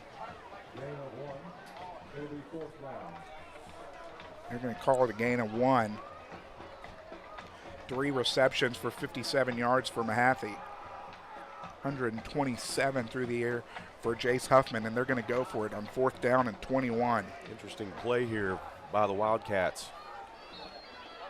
Out of the gun, and we're going to have a timeout. Think about it. The Wildcats are going to use their second timeout of the first half, and we're going to keep it here. I want to thank ABC Nitrogen Service Corporation, 11515 I-10 East in Baytown. You can reach them at 281-385-2645 or on the web at abcnitrogen.com. We really appreciate them sponsoring the second quarter of tonight's ball game. Looking at some scores from around the area, Viter is on top of LCM 6-0. Hampshire Finette on top of West Orange Stark 7-0. Cold Spring still leading Woodville as the Fighting Craig Irwins are trying to knock off Woodville. As we already said, EC knocked off Buna last night 49-24, much to my chagrin. And it's Hitchcock on top of Yoakum 14-0. Orangefield on top of Tarkington 6-3, and that's kind of a surprising score there. Well, and I might have to update them here in just a little bit, but we'll have scores from around all of the area here on our halftime show that is being brought to you by Jerry's Seafood Incorporated, so stick around for that. We'll have stats as we have them. The Wildcats have changed their minds, and they bring on the punting unit, but now we're going to have a timeout against the Panthers. That'll be their first timeout of the first half, and we'll take this one with them. Your score, Kirbyville leads Anahuac 22-20 back after this. Swanky Insurance in Anahuac, Texas is dedicated to community and service. That includes saving you money. With access to over 30 carriers, Swanky Insurance will give the personal attention that you deserve and tailor any policy specifically to your needs. From home, auto, flood, and windstorm, they are the one-stop insurance agency. Call agent and owner Todd Swanky to get your no-obligation cost-saving quote today at 409-267-3115, or you can visit them at swankyinsurance.com. And want to thank everybody once again for joining us here tonight. We pride ourselves on bringing a free broadcast to everybody, and it's mainly due to our sponsors and you, our viewers. You can donate to Anahuac Sports Live on Venmo, CashApp, or PayPal on any of the QR codes on your screen. Venmo at Anahuac Sports Live and Cash App $Anahuac Sports Live. And Kirbyville has changed their mind again. Well, the punter, Huffman's going to get the punt away, and this one's going to take a bounce at the 10, at the 1, and it is going to come to rest there. What a job there by the special teams at Kirbyville as Elijah Johnson, the sophomore, stops it on the 1, and the Panthers are going to have their work cut out for them. Excellent job getting the ball down right at the goal line. 8.5 minutes remaining here in the first half. Boy, I haven't had to put too many times this year down at the 1.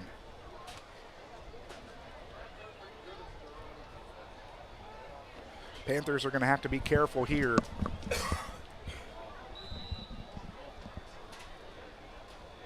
Can't be too careless with the ball and give the Wildcats 2 extra points. Panthers do get the ball to begin the second half of play. And they're going to start 3 wide from the goal line. Trotter tries to draw him off sides. Sets back in the end zone, under pressure, unloads, looking for Coates, and Coates is going to have it complete. What a great catch. What by Coates. concentration. 30-yard pass and catch. Move the chains. Cleveland up on Orangeville. Quickly, handoff is going to be met in the backfield, is going to lose a yard. As that went to De La O. Only 4 carries so far tonight, and really not too many plays for the Panthers so far tonight. Well, the Kirbyville defense has done a great job at really covering De La O so far tonight, really keying in on him. Second down and 11. Trotter goes out of the gun. He's offset on his right by De La O, looking downfield, unloading the ball, and it's going to be just off the fingertips. Braden Edmonds, the would-be target, tried to come back to it, got his fingers on it, but unable to haul it in, brings up 3rd down and long.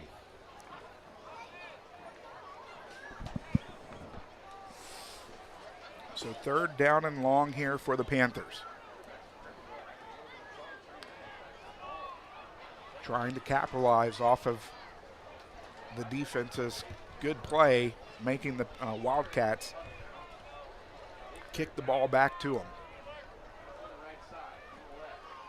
Trotter will come under center, sends Coates in motion. 2 setbacks.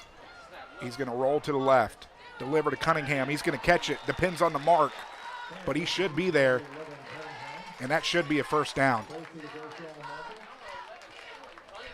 We'll see on the spot. He looks like he might be a little short. If he hasn't marked on the, he does. Yeah, he had it marked on the 41. Yeah. Pickup of 11. 102 yards through the air for Trotter. Handoff, De La O. Tries the left side this time, has a little bit more room. He's going to pick up a long 3, short 4. We'll give him 3. Brings up 2nd down and 7.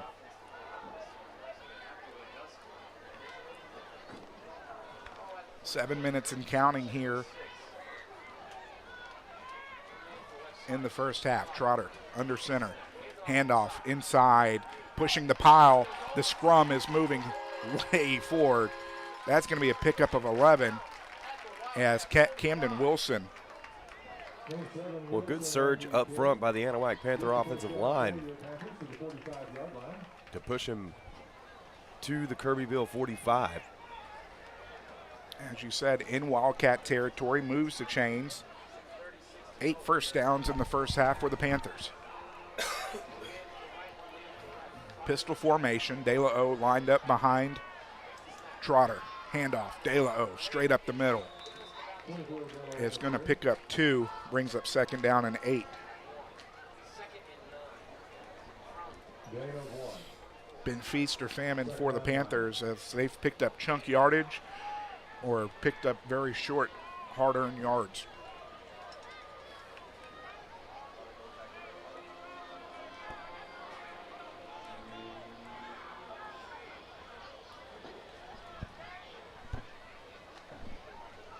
.553 and counting. Trotter's going to go back out of the pistol. De La O lined up directly behind him. Rolling right, under pressure, and can't get the ball away. T.J. Allen, the sophomore, came off the edge like a firecracker. Trotter had no chance. No, he didn't. A huge loss on the play and the 2nd sack for the Kirbyville Wildcats tonight.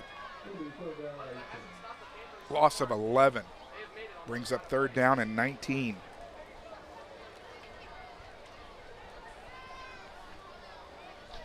Not too many plays in the playbook for 3rd down and 19.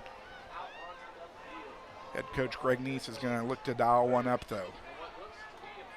Clock still rolling as we'll go under 5 minutes to go here in the first half. Trotter out of the gun, has 3 wide to the far side. Flags before the play. Going to assume that it's false start. Actually delay a game. Did not catch that. Only the 2nd penalty of the ball game for the Panthers. But that one is pretty vital as that makes it 3rd down in Wallaceville for the Panthers.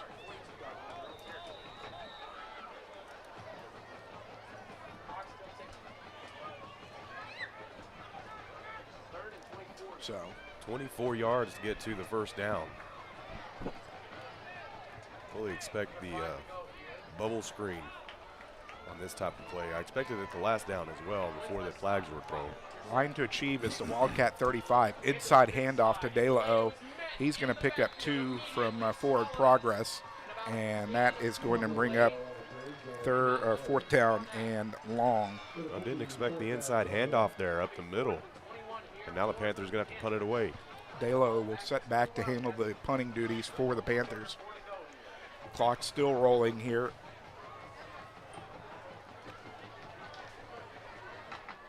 Fireworks early on in the 2nd quarter, but a lot of fireworks in the 1st quarter.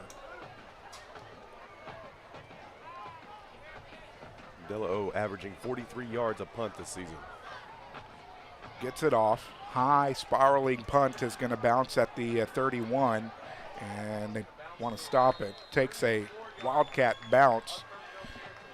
Will come to rest at the 34, and that is where the Panthers will set up shop here for their next possession. Their 6th of the first half, with 3:40 remaining. As we said earlier, make sure you stay tuned to the Jerry Seafood Inc. halftime show. We'll have scores, stats as we have them, band performances. Trent, how did the band do at P&G last weekend? Well, it was more of a warm-up, and they got some good feedback. They got another contest in Bridge City tomorrow. Handoff is going to be met in the backfield. We'll get back to the line of scrimmage. That's Fusel. We'll bring up 2nd down and 10. And then they'll follow that up the following Saturday with their region UIL marching contest. 2nd down and 10 from the Wildcat 34. Whole bunch of motion. Pitch is going to go to Fusel. Fusel up the gut is going to get taken out from below. Tyler Kelly is only going to give up a yard, brings up 3rd down and 9. 6 carries, 13 yards for David Fusel. 1 for 5 on 3rd down tonight for the Wildcats. Panther defense trying to go back-to-back drives, forcing punts.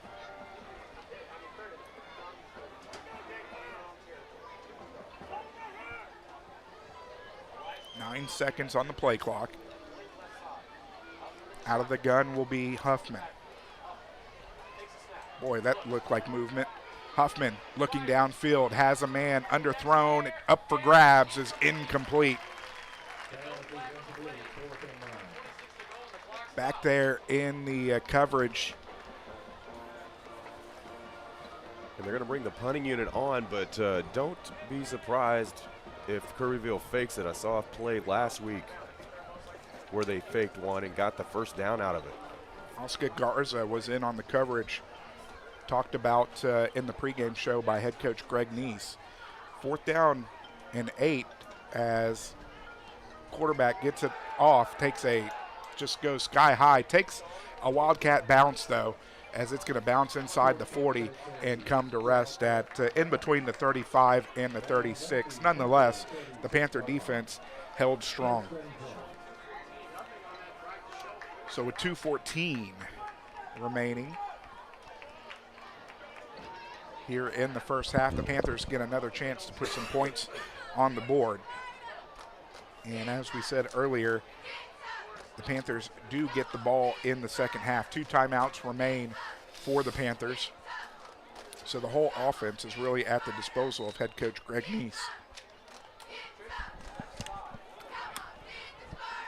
First down and 10 from the 36.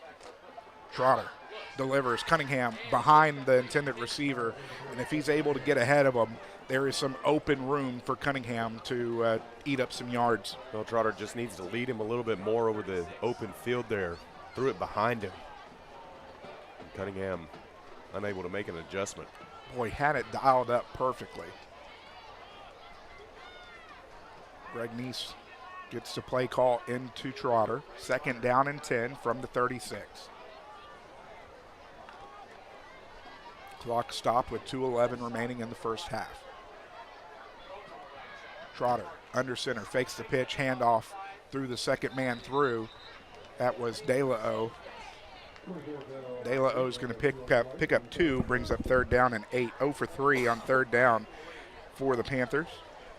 8 carries, 19 hard-earned rushing yards for Thomas De La O.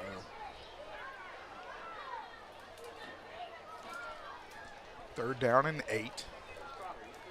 Clock still ticking down. Trotter's going to be out of the gun. Offset on the either side, 2 wide. Trotter rolling near, fakes, throws downfield, has Cunningham. It's caught, and he's wide open. 20, 15, 10, into the end zone, touchdown. We'll have to see what the flags are, but as it stands right now, it is a 62-yard touchdown. Well, and another flag comes out. That was taunting. That was definitely taunting down here in the end zone. Talon turned around and wagged his finger at the defensive back. My voice is gone anyway, so I'm not going to comment. Still trying to figure out what this flag is here at the 45. That's going to be the important one. Right. We talked about discipline in the pregame. Just you and I, Alex. And on plays like that, you've got to have discipline and control yourself. And this is not the first time we've seen this happen.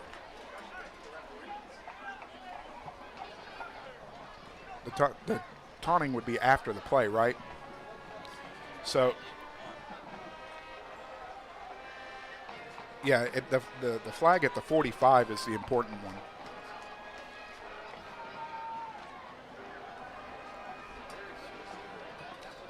Referee's talking about it. Offense is retreating back to the line of scrimmage. Well, and boy, I hope they're not wiping off a 62-yard touchdown. Seems that way to me.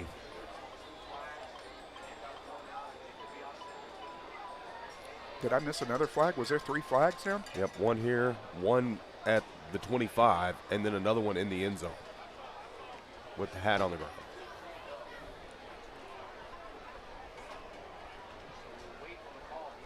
Preliminary pointing is at the Panthers.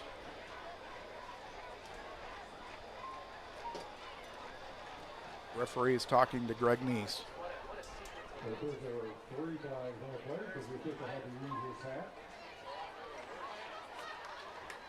And they are marching the football back.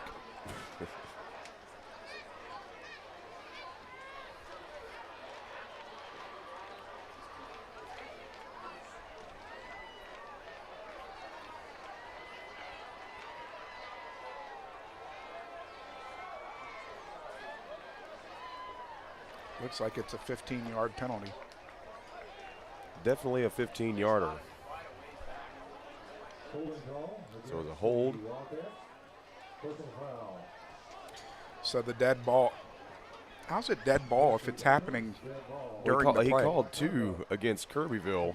Well, no, he called 2 against Anahuac. I'm sorry. The one of them offset it. The 2 penalties offset, and then the dead ball sets them back 15 more yards. So it goes from third down and 8 to third down and 23.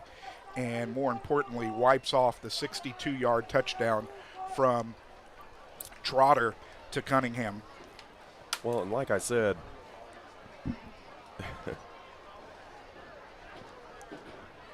What a ball by Trotter, too. Yeah, it was a heck of a pass, and saw his man had Cunningham had 2 steps on the defender, which is why it went the way it did. And we're still having discussions.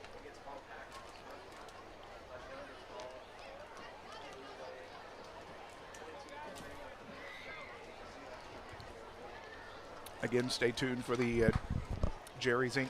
halftime show, Jerry Seafood Incorporated halftime show. We'll go over scores from around the area. We'll have the band presentation,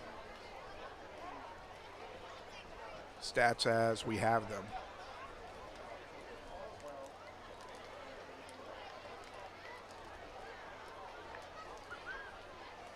So 3rd down and 23 with 1:23 remaining in the first half.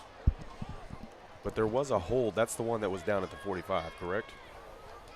You had defensive holding against the Wildcats.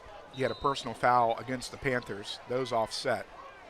Then you had the dead ball personal foul, or the dead ball unsportsmanlike conduct, which is what the penalty was accepted. Understood.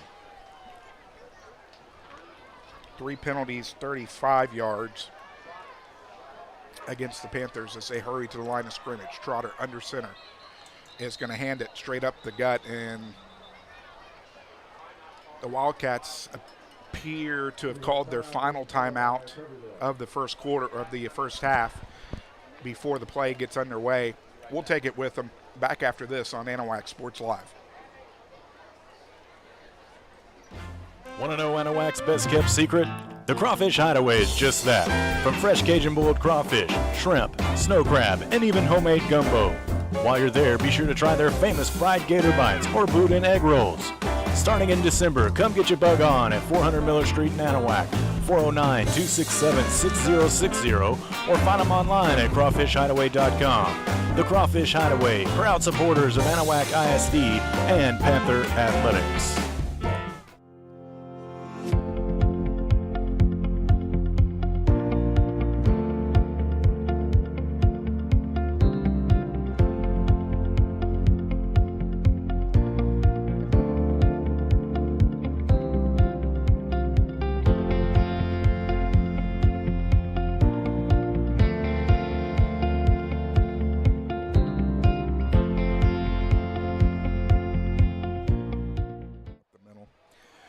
Minute 20 remaining here in the first half.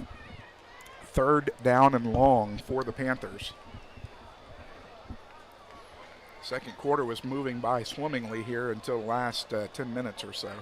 Real time, not quarter time. Kirbyville called timeout after they had seen the play call. Hurries to the line, pitch right, and Delo is going to be taken down after a pickup of 1.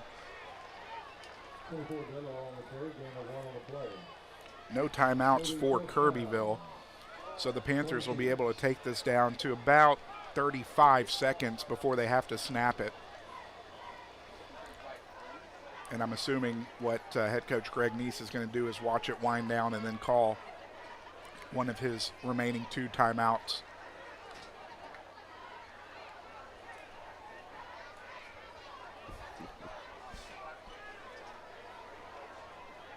Wow, Tarkington on top of Orangefield. Didn't see that one coming. Going to have to hear about it on Monday, though, if it stays that way. So the Panthers do exactly that. Call timeout with 36 seconds remaining, as they will still be punting here on 4th down.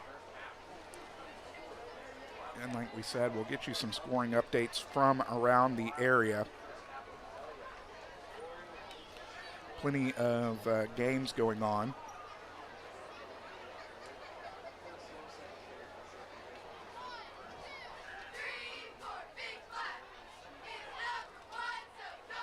Anahuac coming in 1-1 in district, defeating Hardin 2 weeks ago today and falling to Orangefield last week. Delo set back to handle the punt. Good snap. Gets the punt. Had to get it away quicker than normal. Sky-high punt. It's going to be bobbled at the 40, but recovered there at the same time. They're going to mark it at the 41. And we will see if Kirbyville wants to be aggressive here with 28 seconds remaining in the first half, or if they are happy with a 2-point lead, take a knee and send it to halftime. Panthers defense has done well stopping the last two drive of the Wildcats. They just haven't been able to put the ball in for points. Out of the gun, Huffman under pressure, gets the ball away to Anderson across midfield, across the 45, pushed out of bounds at the 42. So I think they're going to try and get some more points on the board, Alex. 17 yards. As that went to Mahaffey. The leading receiver for the Wildcats. He's got 4 receptions for 74 yards and a touchdown. First down and 10 from the Panther 41 with 21 seconds remaining. In the pistol formation, and we're going to have too much movement as false start on the Wildcats. 4th penalty for 30 yards against the Wildcats. We'll make it first down and 15 from the Panther 46.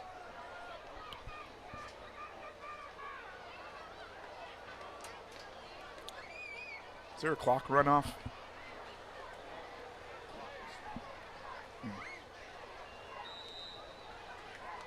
That makes sense.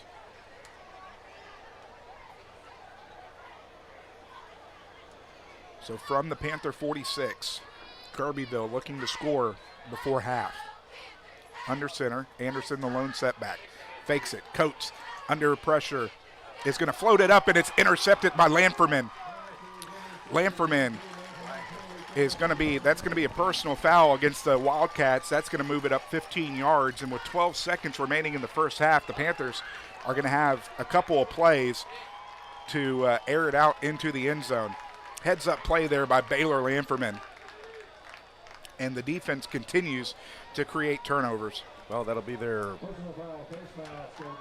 5th interception on the year. Personal foul face mask against the Wildcats, like you said, will put them into Kirbyville territory with 12 seconds remaining and 2 timeouts. They used that timeout when they were punting. They did, you're correct. And I forgot to take it off of the screen, so 1 timeout. And I apologize, ladies and gentlemen, my voice is gone. So from the Kirbyville 37, first time that the Panthers have started a drive in Wildcat territory. Unfortunately, only 12 seconds remaining in the half, but they do have an all-important timeout. They can work the middle of the field. They go 3 wide. Trotter out of the gun, unloads, looking downfield, and is going to be intercepted. Back-to-back interceptions. He's got a lot of field.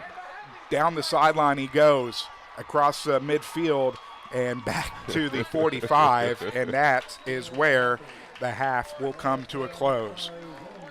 So the second quarter ends with back-to-back passes that are intercepted, and your score at the half, Kirbyville leads Anahuac 22-20.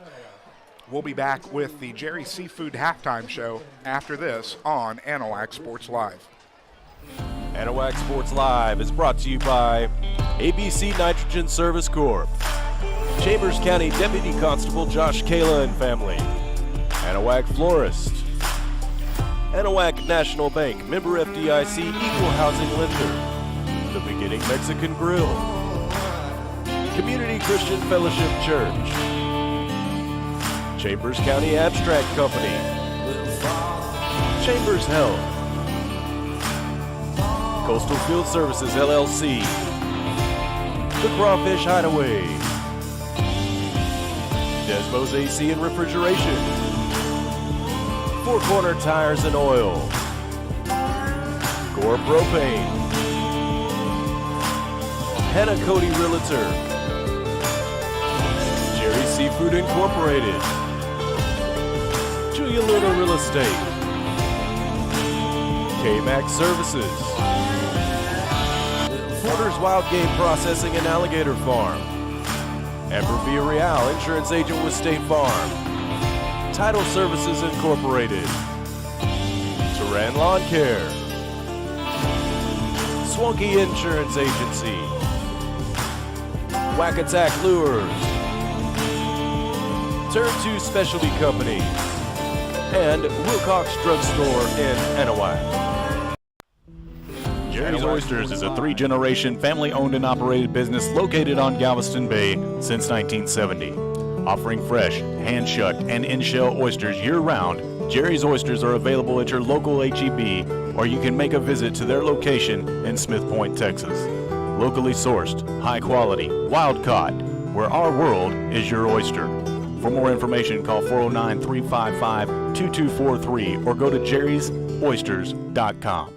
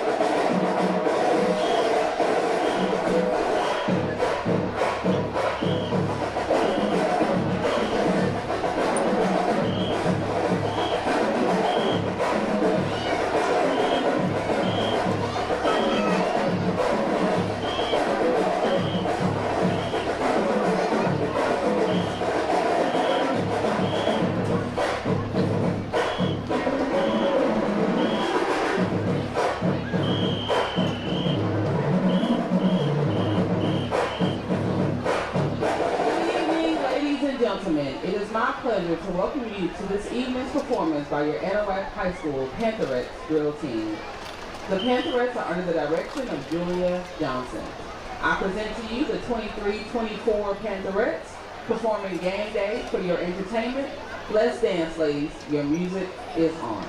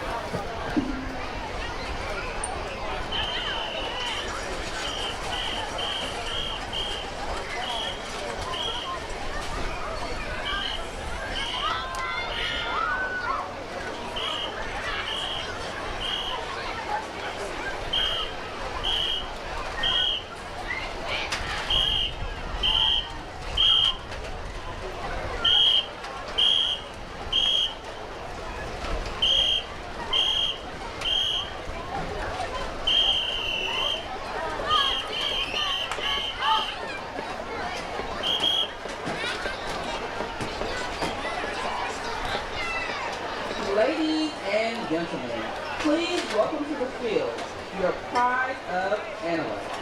The band is led by drum majors Brielle Christensen, Pablo Salazar, and Braden Bogan, and co-guard captain Savannah Desmond. The band is under the direction of directors Cody Cunningham, Morgan Contreras, and Aaron Porter. Marcher of the week is Richard Ramirez. Soloists are Dalia Pescador and Santiago Muniz. Tonight, they will be performing their UIL show entitled From the Ashes. We would like to wish the band good luck tomorrow as they compete in Bridge City at Battle of the Bridges. Drum majors, you may begin your halftime performance when your band is ready.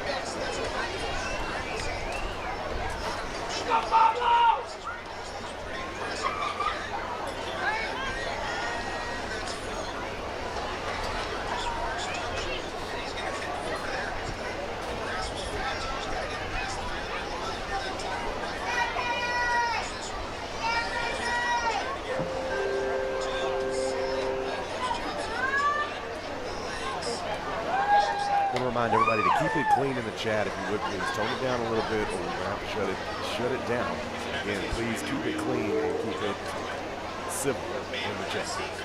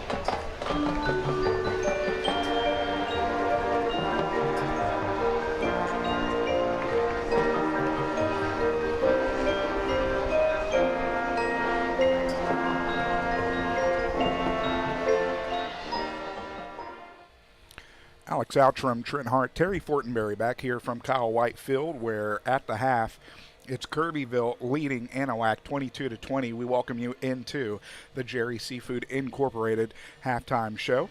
As got to take a peek at the bands, as Trent said earlier, got UIL coming up here pretty soon. But at the half, as we have the stats, first for Kirbyville, Ashton Anderson's got 5 carries for 21 yards. Jace Huffman has 4 carries for 22 yards. David Fusel has 6 carries for 13.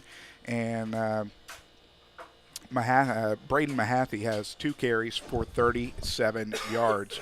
As for Jace Huffman through the air, he is 8 of 13 for 144 yards, 2 touchdowns, and an interception. 4 of those receptions going to Braden Mahaffey for 74 yards and a touchdown. Brent Garner, 3 receptions for 50 yards and a touchdown. And it is Ashton Anderson with 1 reception for 20 yards. 4 penalties for 30 yards. Had Kirbyville down for 9 first downs in the first half. 1 for 6 on third down. 1 for 2 on 4th down. They ended up kicking that other one. As for the Panthers, 9 rushes, 20 yards for Thomas DeLo. He does have a touchdown on the ground. Camden Wilson has 2 carries for 73 yards.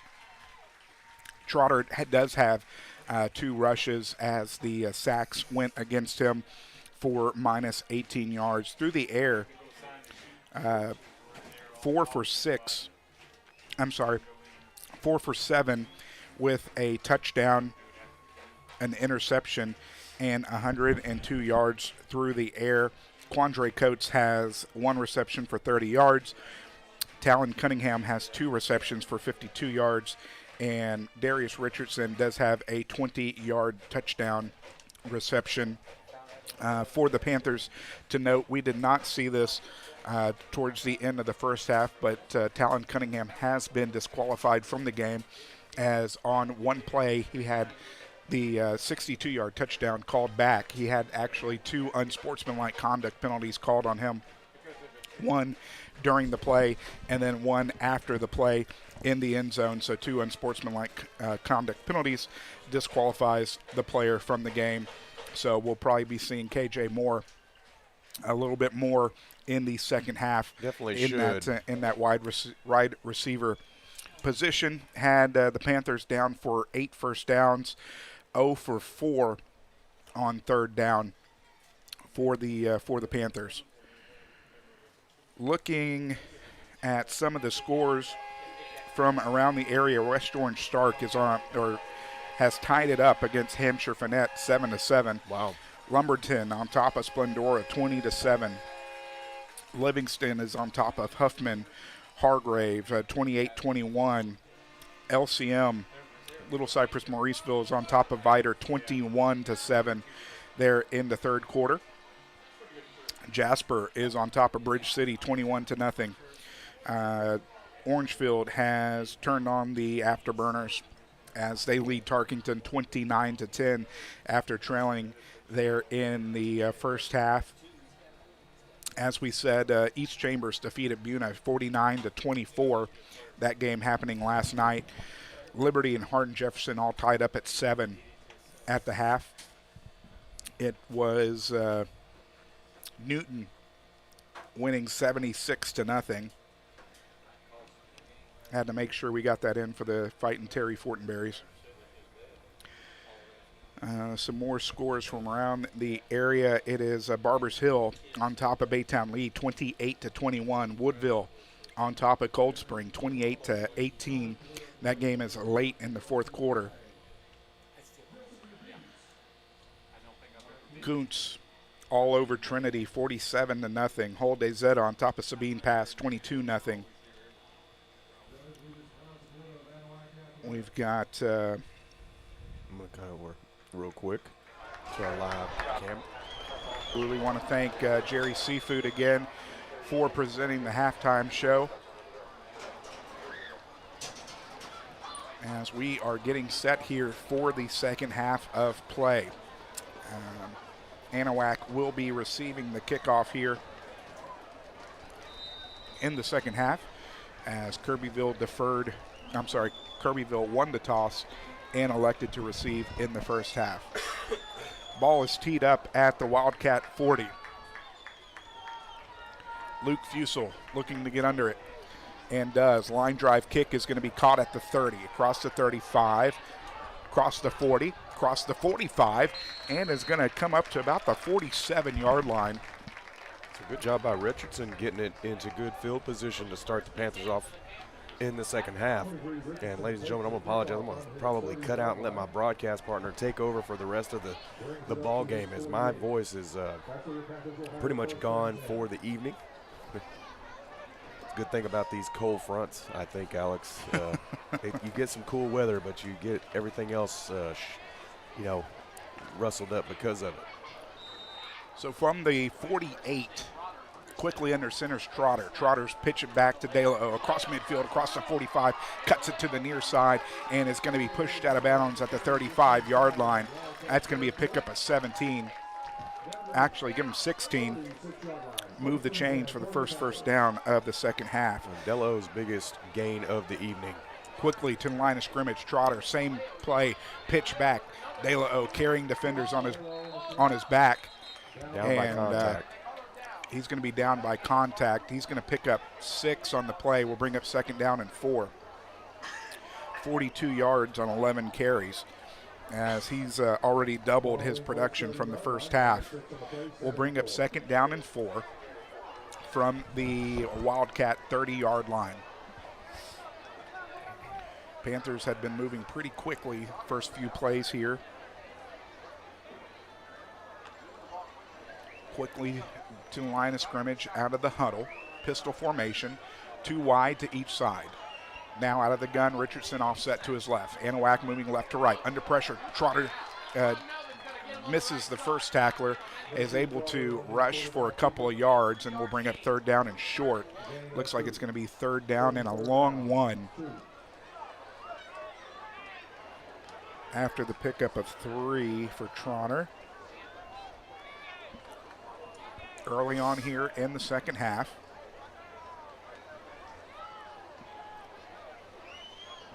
Getting the play call in. Boy, they've got that first down marker right in between the 26 and 27. So it's going to be about a yard and a half here. Trotter under center, pitch right. Wilson has the first down and more. Across the 25, across the 20, down to the 15. As that's going to be a pickup of 13 for Wilson. Wilson now 86 yards on 3 carries. Another first down for the Panthers. They'll hurry up to the line. Trotter will come under center. De La O and Wilson, the lone setbacks. Pitch Wilson. Right side is going to pick up a couple. Pick up 3. We'll bring up second down and 7. Panthers looking pretty good here on their opening drive so far. Been run, run, run.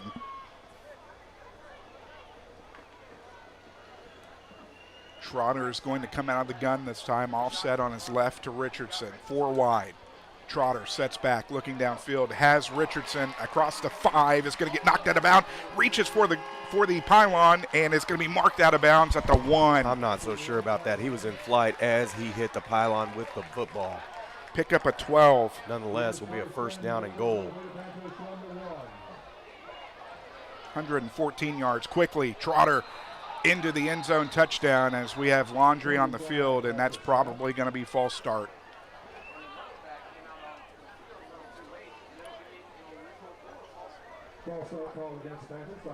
Penalty against the Panthers will push it back to first down and goal from the 6.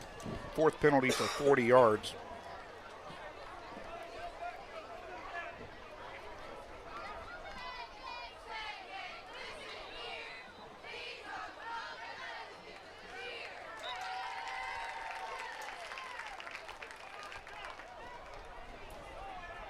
Clock rolling here early on in the third quarter.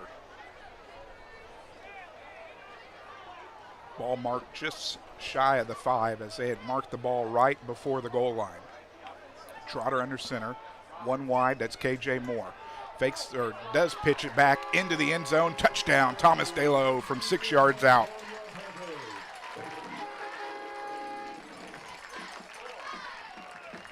So the Panthers come out to open the second half of play and drive right down the field to put on 6 points on the scoreboard. And they take the lead 26-22, pending the point after. Trotter the holder. High snap. Kick is up. The kick is good. So with 8:38 remaining here in the third quarter, the Panthers retake the lead. Your new score, Anahuac 27, Kirbyville 22. Back after this on Anahuac Sports Live.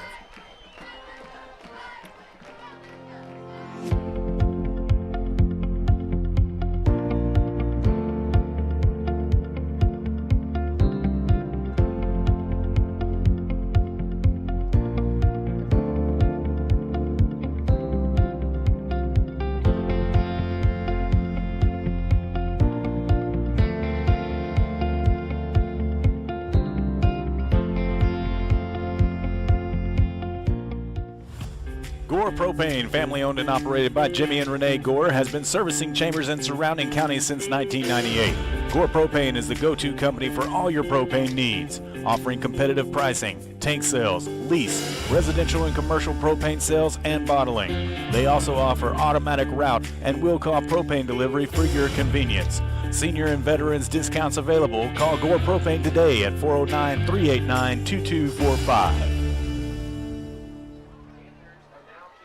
Jonas Texum has the ball teed up at the Panther 40. I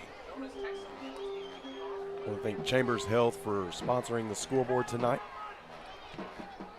Chambers Health donating $4,000 to the Anahuac Panthers athletic trainers for a new table. Texum gets into it, ball dropped at the 9, picks it back up, is running sideline to sideline, and that's not going to end up well. Back at the 7-yard line is where the Wildcats are going to start their first possession of the second half. Well, as Coach Neese mentioned it in the pregame interview, it may come down to special teams play here tonight. Seven plays, drove 52 yards, ate up 3:22 off the clock. Thomas Delo punched it in from 6 yards out. The point after was good. Your new score, 27-22, Anahuac leading Kirbyville on your Chambers Health scoreboard. So Jace Huffman's going to bring his team. Lone setback is going to go to Mahaffey. Mahaffey is going to pick up 2. Actually, give him 3. We'll bring up second down and 7. 3 carries, 40 yards for Braden Mahaffey tonight. Second down and 7.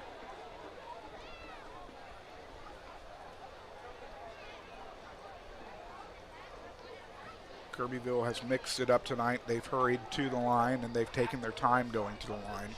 It's going to be Huffman out of the gun. He's going to send 2 men in motion.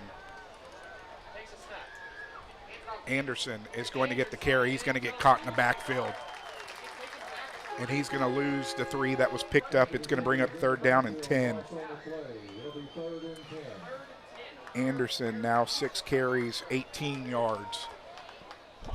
Third down and 10 from the from the Wildcat 7. I want to thank everybody so much. We've reached the 1,500 subscriber mark. Thank you, everyone, for your support of our YouTube channel. Third down and 7. Huffman out of the gun, sets back, looking downfield, has time, looking to deliver man-on-man coverage. It's a jump ball. It's going to be incomplete. Great positioning by Dye as he breaks it up. Fourth down and 10 from inside their own 10-yard line. As you said, great coverage there by Dye. His brother right in front of us here was giving big kudos to Garrett. So punting unit will come on for the Wildcats. Clock stop was 7:07. Gets the punt, end over end punt. is going to take a bounce for the Wildcats and will go out of bounds at about the Wildcat 35-yard line. And the second half could not have started any better if your head coach Greg Neese, who marched down the field, converted a touchdown and then 3 and out on the ensuing defensive drive. 6:59 remaining here in the third quarter. They do mark the ball at the Wildcat 35, first down and 10. Great field position for the Panthers. They did most of the last drive by run. We'll see what they do here. 2 setbacks. Wilson, high fumble is going to be picked off out of the air, and with nobody to get there, coming from behind was Thomas DeLao. And if it wasn't for DeLao, that would be 6 points for the Wildcats. But what a change of pace with the third turnover of the ball game. Well, definitely some miscommunication in the backfield as he was trying to get a handoff. And the ball just popped up in the air and fell right in the breadbasket. Boy, what a change of events here for Anahuac, as first down and 10 from the Anahuac 29 for Kirbyville. Bunch formation with a lone setback for the Wildcats. Looks like Fusel in the backfield. Handoff will go to Mahaffey on the end around, and Tyler Kelly said it's not going anywhere. Loss of 4 brings up second down and 14.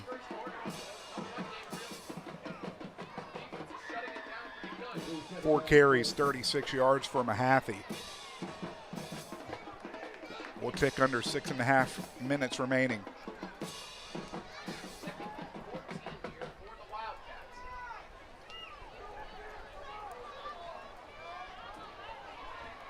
Second down and 14. Huffman out of the gun, 2 wide. Kirbyville moving right to left. Sets back, under pressure, flags down before the play. False start is going to be the preliminary call. That'll bring up second down and 19. 5th penalty of the ball game for the Panthers. I'm sorry, for the Wildcats, for 35 yards. So the Panthers going backwards here. Panther defense is forcing them backwards.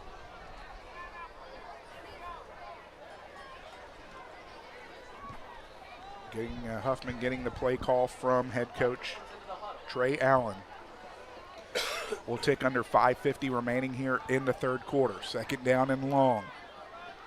Huffman's going to come out of the gun. They're going to go 3 wide. 2 to the near side from the far hash. Looks quick, pumps, delivers, and it's going to be knocked away. Great defensive coverage by Oscar Garza, exactly who head coach Greg Neese was made mention of in the pregame show. Talked about how well he's been playing in the secondary. Comes up big there again. As we've seen tonight, the secondary come up big time and time again. Great job by Oscar the Magic Man Garza getting a hand in on that one. Now third down and 19. And 1 for 7 on the night for the Wildcats on third down. Huffman will be out of the gun. Offset to his left by Fusel, under pressure, and it's going to get dropped. The ball is loose. The ball is picked up by the Panthers, and they're going to have great field position after the fumble as Baylor Lamferman picks it up, Johnny on the spot. Turnover Wildcats, sets up the Panthers with great field position. And what a night for me to lose my voice and not be able to get crazy excited. But Baylor Lamferman coming up huge. Lamferman as takes it, rumbles down to the 33 of the Wildcats. Now back-to-back drives for the Panthers starting in Wildcat territory. Boy, what pressure by the Panthers to get to Huffman. Trotter out of the gun, looking downfield, looking for Coates, has space into the end zone, just out of the reach of Quandre Coates. And Quandre laid out for it in the end zone. Tried to use all 6'5" of his frame, just couldn't come up with the catch. We'll bring up second down and 10. You know, the Panthers were trying to take a chance there after the momentum swung back in their direction. Trotter gets the play call with 5:22 remaining here in the third quarter. Trotter's going to come under center. Edmonds, the near side wide receiver. Pitch right. De La O is going to meet a man head up, and we're going to have a flag down, and it is not in the good vicinity for the Panthers.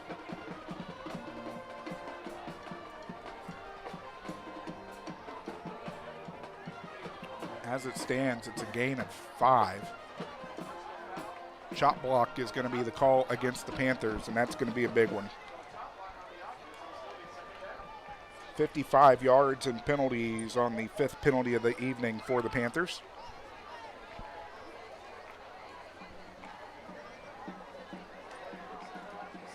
We'll see where they mark it. Oh. So marked at the Wildcat 46. Second down. 25. And 25. Line to achieve is the Wildcat 23. Trotter comes under center, 3 wide. Quick pass, Quandre gets it on the slant. He's going to pick up a little bit of the yardage. He's going to pick up 14 of it. 44 yards on 2 catches for Quandre. We've seen that slant route over the middle work for Quandre quite a bit this year. Going to bring up 3rd down and 11 from the Wildcat 34. 4:40 and counting. Panthers looking to tack on more. Trotter out of the gun, offset on his left by De La O. Wilson in motion, fakes it. Screen has nobody in front of him. De La O down the sideline he goes. 20, 10, 5 is going to be marked out of bounds at the 1. Wow. 32 yards on the screen pass. What a well-timed play. Absolutely nobody there on the far sideline. Blockers out in front of him. 160 yards quickly to the line of scrimmage. Trotter into the end zone. Touchdown, Anahuac. 33-22, your new score pending the point after.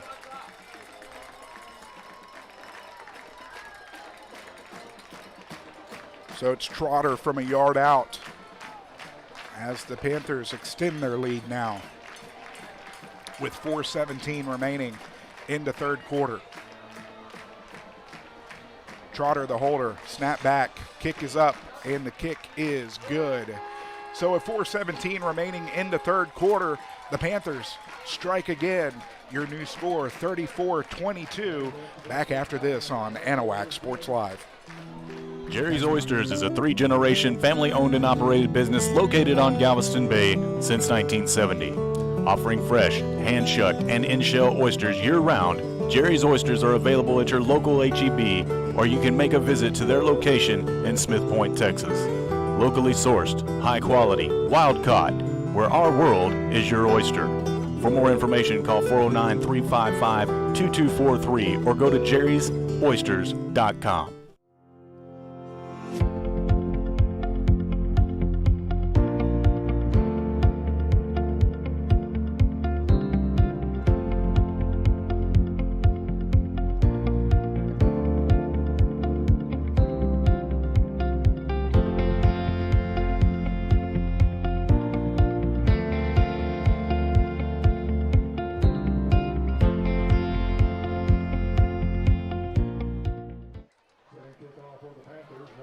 Teed up at the Panther 40-yard line. Jonas Texum set to kick it off.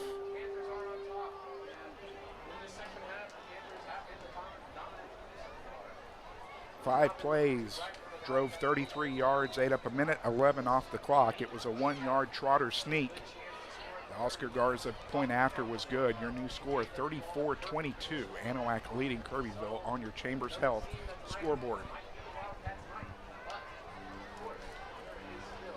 So 2 out of 3 drives here in the second half. The Panthers have hit pay dirt. Texum gets under it. Squibber is going to take its time rolling, and he's just going to fall on it at the 19. Didn't have a whole lot of choice there. Couldn't stay on his feet. Great kick by Texum. It turned out that way. 4:17 here remaining in the third quarter. Third drive of the second half here for the Wildcats. It's gone punt, fumble.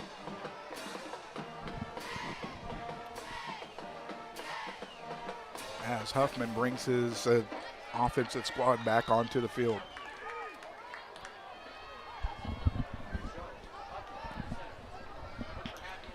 Sends a man in motion, handoff. Anderson has room across the 20, is going to fall forward to the 24.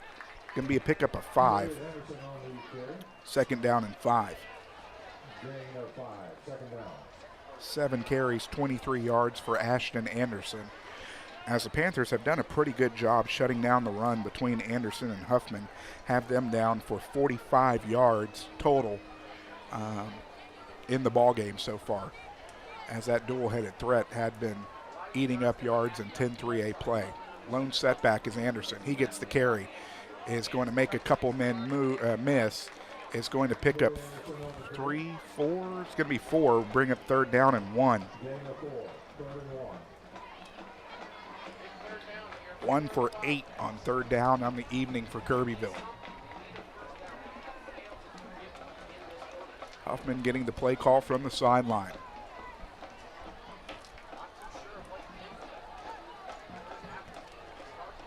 Panthers bend but don't break defense really has done well here in the quarter.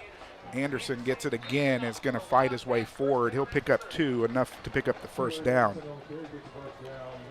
9 carries, 29 yards so far for Ashton Anderson. First down at the 30. I guess I'll give him the 31. I want to thank Four Corner Tires and Oil for sponsoring the third quarter of play. 812 Miller Street in Anahuac, 409-267-4444. Out of the gun, Huffman sets back, looks, delivers, caught, and it's going to be taken down after a pickup of 3. On the reception, Ethan Rawls. And thank everyone so much for subscribing. We have surpassed the 1,500 mark now at 1,510.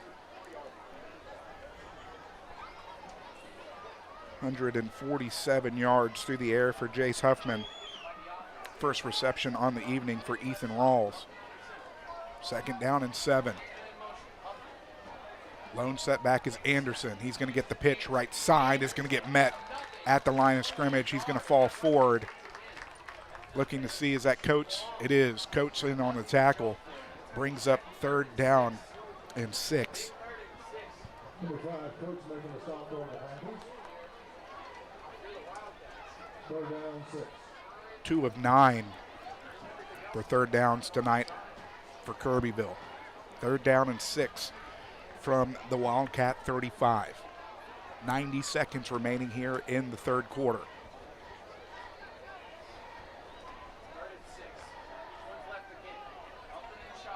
Out of the gun, 2 wide to the near side. Sends a man in motion. That's Rawls. Huffman's going to keep it around the left side. He's going to get taken out. Tyler Kelly flying in out of nowhere to lay the wood, and that'll bring up fourth down after the pickup of 1. Excellent pursuit there by Tyler Kelly. Boy, he came out of nowhere. Yeah, he did. Fourth down and 5. As it's been Huffman handling the punting duties. And he is going to kick it again. Not a good punt, as this is going to take a Wildcat bounce. It's going to come to rest at the 38, and that is where the Panthers will set up shop. The Panther defense holding it down here in the second half. Punt, fumble, punt on the 3 drives so far from Kirbyville. And now the 4th drive of the third quarter for the Panthers. As we said, going to be starting at the 39-yard line. Trotter under center. Lone setback is De La O. And we're going to have a timeout before the play as Kirbyville was not set up. And we'll go ahead and take it with them. Back after this on Anahuac Sports Live. Since 1948, Wilcox Drugstore has been the Anahuac area's most experienced and trusted pharmacy. Continuing its long-lasting reputation for personal attention to all your medical needs, Wilcox Drugstore offers counsel, refills, transfers, compounding, flu shots, and delivery. Visit pharmacist Dave Wilcox and his experienced staff today at 1208 Miller Street in Anahuac or call 409-267-6141. Wilcox Drugstore, delivering solutions, delivering confidence.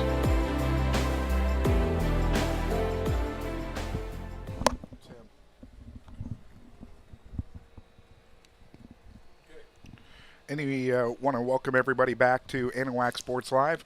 Reminder, if you'd like to donate to Anahuac Sports Live to get your special shout out or message live on air, you can Venmo at Anahuac Sports Live, CashApp, $AnahuacSportsLive, and also on PayPal you can use the QR code there. We try to do as much as we can and cover as much as we can. We really appreciate the community for everything that they do for us. First down and 10, Trotter under center. Edmonds and Moore the wideouts. Handoff, De La O. Delayed handoff is going to go across the 40. He's going to get taken down to the 44. That's going to be a pickup of 5. We'll bring it second down and 5. For De La O, 13 carries for 53 yards now, as he's found a little bit more luck here in the second half rushing. Handoff back to De La O is going to get met after a pickup of 1. Now they're going to mark it back at the line of scrimmage. That's going to bring up third down and 5. Try to go on a quick snap there to try to catch the Wildcat defense sleeping. But Coates and Trotter now near head coach Greg Neese, and that is the end of the third quarter. We invite you to stick around for the fourth and final quarter of play.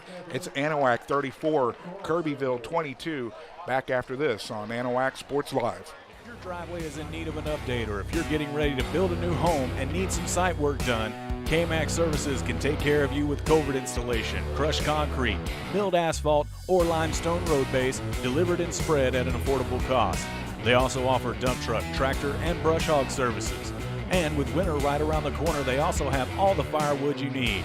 K-Max Services, give them a call. They can do it all at 361-425-6721.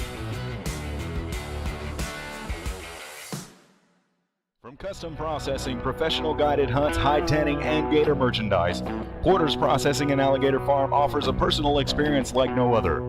Locally owned and operated in Anahuac, Texas since 1987, Porter's has been Southeast Texas' premier choice for any hunting adventure need. Now offering full-service processing of gator, deer, beef, hogs, and other wild game. Make Porter's Processing this hunting season's one-stop shop. Visit them today at portersprocessing.com or call 409-267-8413. Welcome back to the fourth quarter, third down and 5 for the Panthers, with Trotter out of the gun, quickly looking downfield, looking for Coates, has it 30, 20, moves to the outside, 10, 5, into the end zone, touchdown from 55 yards out. Logan Trotter gets the long touchdown that was taken away in the first half. 99 yards receiving for Quandre Coates, over 200 yards, 215 yards through the air for Logan Trotter, and it is on for the Panthers here in the second half. They extend their lead 40-22 pending the Garza point after. Snap back, kick is up, and the kick is good. So with 11:50 remaining here in the ball game, the Panthers strike again. Your new score, 41-22. Back after this on Anahuac Sports Live.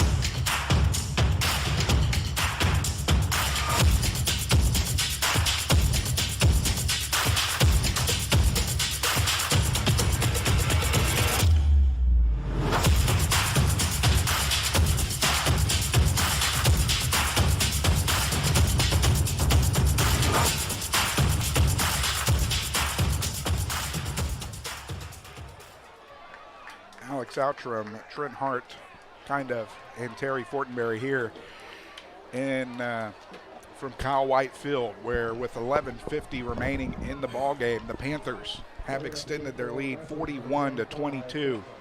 Well, I'm trying my best to muscle through it. If you haven't noticed, my voice is completely gone. I apologize, ladies and gentlemen, but we want to thank Misty DeHoyas for your donation. We appreciate you as well. We definitely enjoy being able to do what we do. Absolutely. Texum has it teed up at the 40. Pooch kick is going to come to the near side. Fair caught at the 36 is where it should be. We'll see where they mark it. I'm going to give him the 38 where he took a couple steps forward. Nonetheless,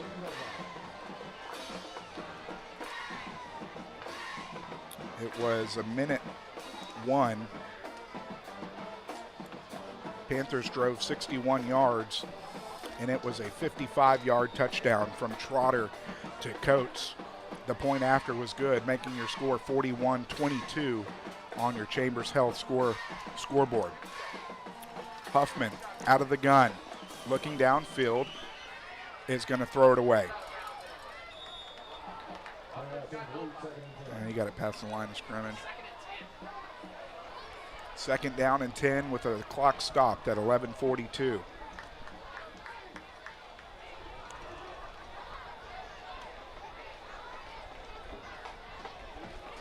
The Panther defense has stood strong in the second half, and this is not probably what the Wildcats thought they were going to get coming into this ball game. Wildcats with the #1 offense in 10-3A and the #1 defense. Huffman out of the gun, looked like a false start, low snap, and is under pressure, is caught from behind. Hit hard. I don't know how he held on to that football, Quandre but Quandre Coates laid the wood from behind. That's going to be a loss of 4. Brings up third down and 14.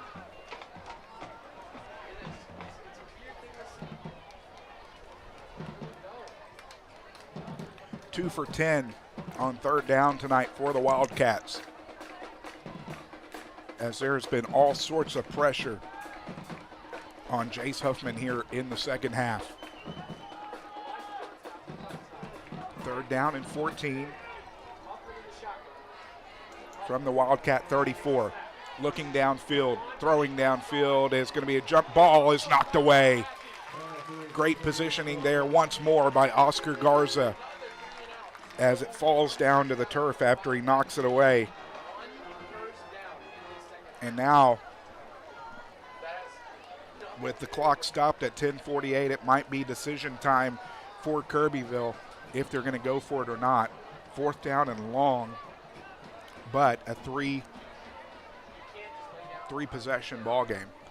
And he is going to get the punt away. Line drive punt is going to take a Wildcat bounce inside the 30, inside the 25, is going to come to rest at the 22-yard line.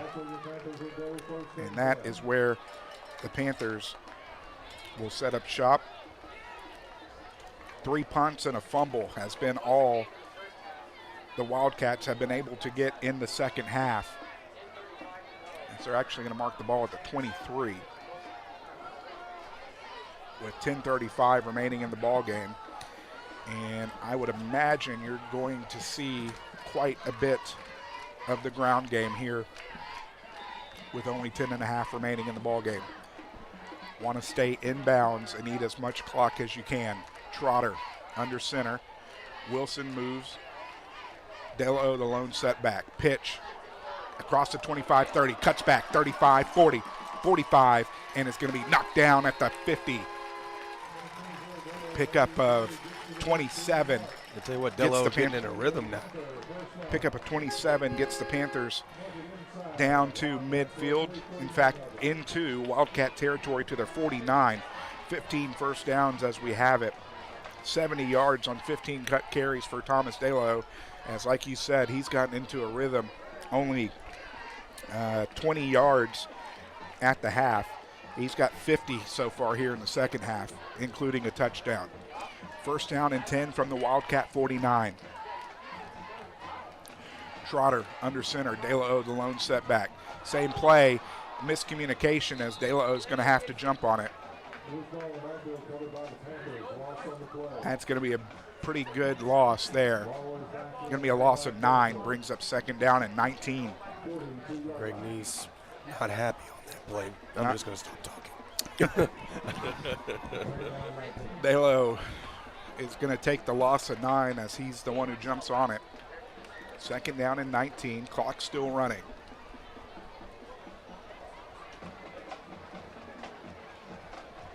And with 10 seconds on the play clock. And Neese is, they're going to call a timeout.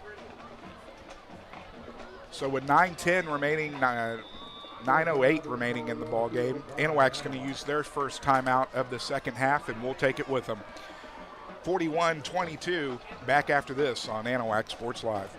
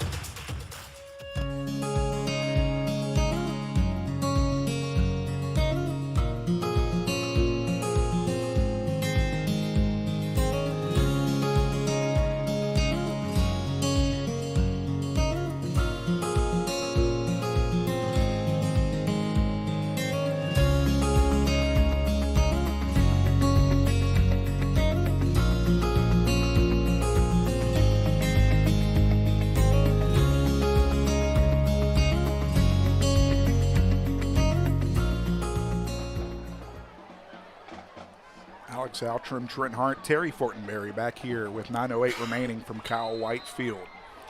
Second down and 19 for the Panthers.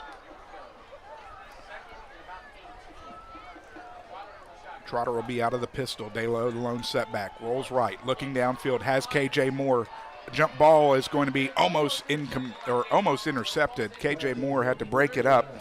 In on the coverage was quarterback Jace Huffman for the Wildcats. Will bring up third down and long. More importantly, stops the clock with 9 minutes remaining in the ball game.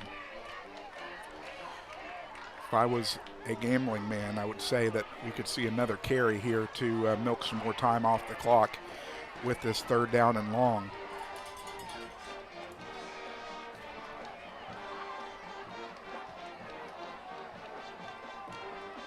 Great weather here tonight for football. Handoff. De La O straight up Broadway is going to get caught from behind. We'll get back to the line of scrimmage. And that'll bring it fourth down and long. 17 carries, 61 yards for Thomas De La O. 0 for 6 on third down tonight for the Panthers. Trent Jackson back deep for the Wildcats.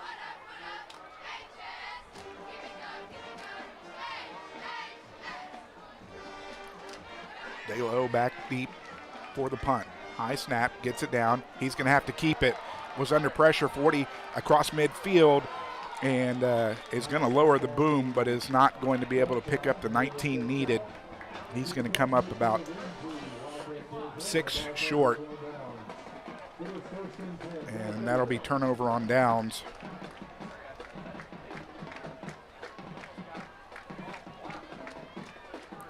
And the Wildcats will have pretty good field position with 8:07 remaining in the ball game from the Wildcat 46. Defense looking to make something happen again as they have stood strong in the second half. Huffman out of the gun. Handoff, Anderson straight up the middle is going to be met and dropped. Caden Cruiser made sure he only got back to the line of scrimmage. 11 carries for 30 yards against Ashton Anderson, and we've talked about it. 49 yards combined for the duo of Huffman and Anderson, who have combined for so much yardage on this season. Second down and long, or second down and 10 from the 46.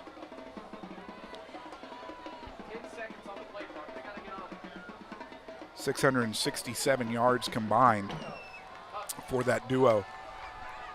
2 seconds on the play clock. Huffman sets back under pressure, looking to deliver downfield, and it's going to be incomplete. As Huffman was under pressure, bringing the pressure included Dylan Derryberry as he was coming off the edge. Now third down and 10. 2 for 11 on third down tonight for Kirbyville. In a more manageable position here from their own 46 to go for it with 7:13 remaining in the ball game. Huffman will be out of the gun, offset to his left by Anderson. 3 wide, sends Rawls in motion. Rolls left. Looking downfield, has a man. It's going to be incomplete off the fingertips of Mahaffey. We'll bring up fourth down and 10. You have to imagine they're going to go for it. 7:09 with the clock stopped. Tyler Kelly trying to get the crowd on the Panthers sideline pumped up. From the 46. Out of the gun, and they are going to punt it. Nice punt by Huffman as this one's going to roll inside the 10, roll inside the 5, and it will come to rest at about the 2-yard line. So the Panthers have taken over at their own 1 this evening, and now their own 2 with 6:56 remaining in the ball game.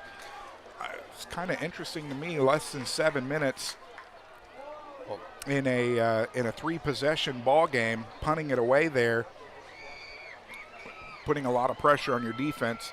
You flip the field, but the Panther offense has been on fire here in the second half. As I was able to talk at 11. Three drives in the second half have resulted in touchdowns. So first down and 10 from the 2. They actually marked it at the 3. Pitch into the end zone to De La O, as De La O is going to get out of the end zone. He was down. He was down by contact. Okay, apparently not. They're going to say it was turned over. No, they're saying he's down. Okay. Kirbyville was changing personnel like they got the ball.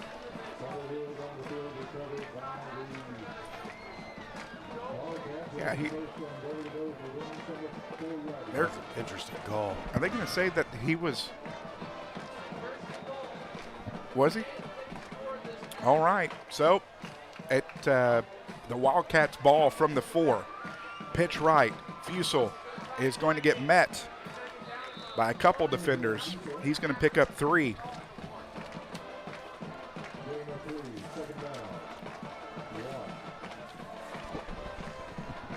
If Kirbyville gets it into the end zone, you expect an onside kick ensuing.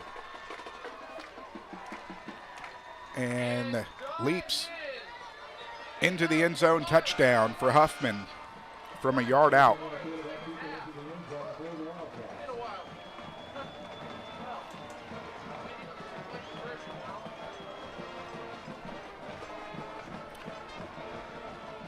Seven carries, 20 yards for Huffman. His second rushing touchdown of the evening, and has equated for all 4 touchdowns on the evening, 2 through the air and 2 on the ground, as the Wildcats are going to go for 2. Looking end zone is going to be intercepted Two-point conversion will be no good. And with 6:19 remaining here in the ball game, the Wildcats strike, but the Panthers still lead at 41-28. Back after this on Anahuac Sports Live. Boy, Nice is pissed. Hello, my name is Mark Poggles, and I'm the pastor at Community Christian Fellowship Church in Oak Island, Texas. I would like to personally invite you to join us for Bible study during the week and our church services on Sunday morning. We have a nursery for the little ones, and our church family will greet you with a smile on their face and a loving heart. Come and celebrate with us as we study God's Word and give Him all the praise and thanks He deserves. Hope to see you there. Take care and God bless. Go Panthers! Building a new home? Does your driveway need a long overdue facelift? Or are you just looking to finally get that lot cleared and build something great? Look no further and trust the locally owned and operated professionals at Title Services Incorporated.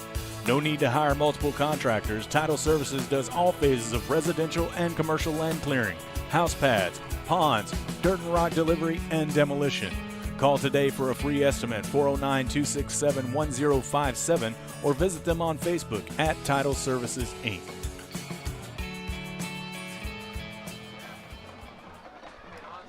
Alex Outram, Trent Hart, Terry Fortenberry back here from Kyle Whitefield as Kirbyville puts their first points of the second half on the scoreboard, and might have to expect an onside kick here. And it's going to be a pooch kick, and KJ Moore is going to pick it up from about the 30 to 28, and he's going to fly straight down the middle of the field. He's got one man to beat. It's the kicker. Puts a juke on 20 down the sideline, and it's going to get pushed out of bounds. Second fantastic return of the evening for the Panthers, and they're going to be set up in great field position. 2 plays, went 4 yards, had 26 seconds off the clock. It was a 1-yard sneak from quarterback Jace Huffman. The 2-point conversion was no good. Your score 41-28 on the Chambers Health scoreboard. There is a flag down, and it's going to be a block in the back. Boy, what a return by KJ Moore as he flashed the speed. Nonetheless, the Panthers will have the ball.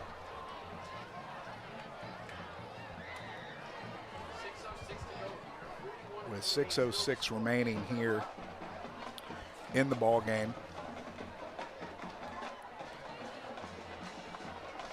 Up by 13.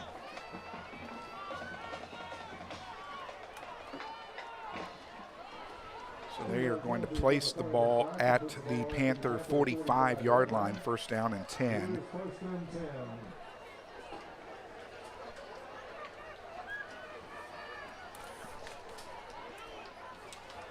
So needless to say, the decision to punt for Kirbyville was the right one as they forced the turnover and punch it in.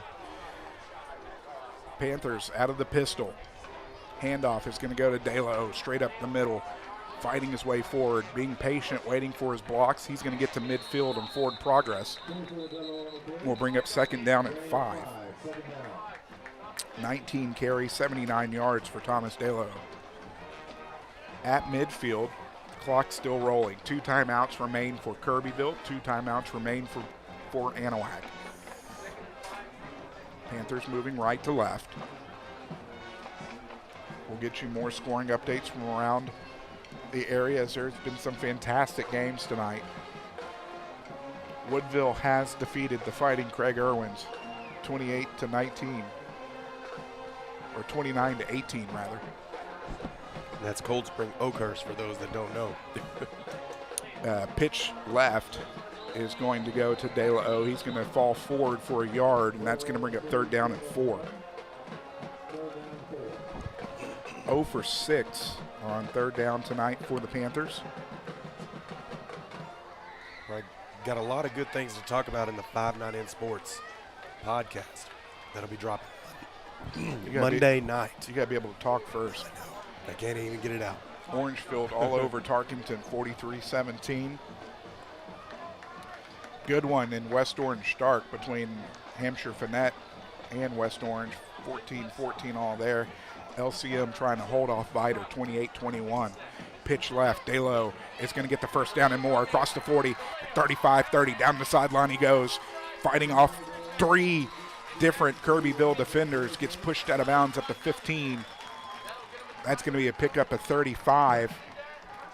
Check that 34. He will go over the century mark, 114 yards on 21 carries for Thomas Delo inside the red zone at the 15 of the Wildcats. Looking to cap this one. You have to imagine if the Panthers hit pay dirt one more time, you can pretty much mark this one down as official. Clock stop with 4:23. Play clock has 6 seconds. Lone setback is Delo. Pitch right. He's going to throw it back, and that is going to be incomplete. And Trotter is going to be demolished by Caden Jackson. Don't know if ill-advised pass there by Delo. He didn't see the defender right behind him. Got Trotter completely smashed, but it does stop the clock with 4:01 remaining. 2nd down and 10 from the Wildcat 15. Thankfully, he ended up a pancake. Trotter will come under center. 2 setbacks. Looks like Wilson and Delo send men in motion. Handoff straight up the middle. Delo fighting his way forward is going to pick up a good chunk of yardage. He's going to pick up 9. We'll bring up 3rd down and 1.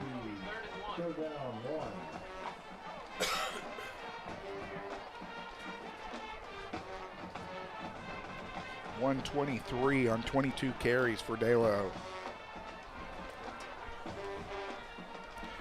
Panthers taking their time. 20 seconds left on the play clock.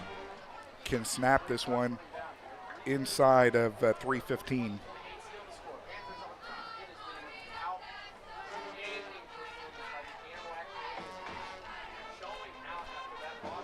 Trotter under center. Delo, the lone setback. He gets it and is not going to get there. He's going to get back to the line of scrimmage. Nope, I'm going to say loss of 1. Brings up 4th down and 2.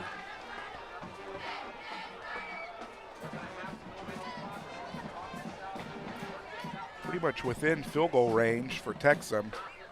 If you kick a field goal, you put it back at a three possession ball game. Gonna let the clock run down and call a timeout, I'm sure. Yeah. We're going to be able to call timeout here with about 2:29 remaining in the ball game. That'll be the 2nd timeout called here in the 2nd half. And with 2:29, the clock stops on the Anahuac Panthers timeout. We'll take it with them back after this on Anahuac Sports Live. Swanky Insurance in Anahuac, Texas is dedicated to community and service. That includes saving you money. With access to over 30 carriers, Swanky Insurance will give the personal attention that you deserve and tailor any policy specifically to your needs. From home, auto, flood, and windstorm, they are the one-stop insurance agency. Call agent and owner Todd Swanky to get your no-obligation cost-saving quote today at 409-267-3115, or you can visit them at swankyinsurance.com.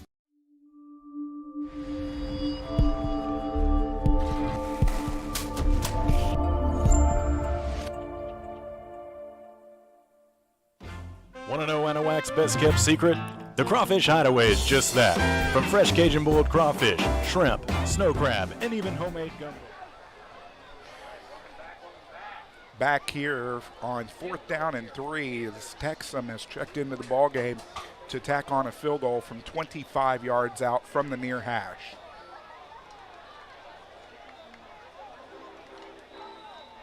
As they start the play clock. Snap back, kick is up, and the kick is good. With 2:29 remaining in the ball game, the field goal extends the lead 44-28 and makes it a 3-possession ball game. We'll get back to the Crawfish Hideaway back after this on Anahuac Sports Live. Want to know Anahuac's best-kept secret? The Crawfish Hideaway is just that. From fresh Cajun boiled crawfish, shrimp, snow crab, and even homemade gumbo. While you're there, be sure to try their famous fried gator bites or boudin egg rolls. Starting in December, come get your bug on at 400 Miller Street in Anahuac, 409-267-6060, or find them online at crawfishhideaway.com. The Crawfish Hideaway, proud supporters of Anahuac ISD and Panther Athletics.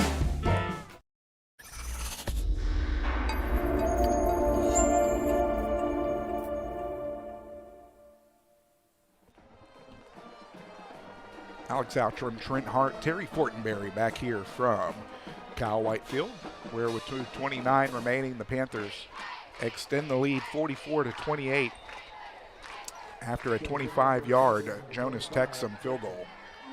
Want to thank Anahuac National Bank for being the sponsor of the fourth quarter. Member FDIC, equal housing lender. 801 Ross Sterling here in Anahuac, 409-267-3106, anbank.net. Kickoff is fair caught at the 30. And things are looking pretty good for the hometown Panthers. They've done that a couple times tonight. Fair caught at the 29. They move it up to the 31. So, Kirbyville 31.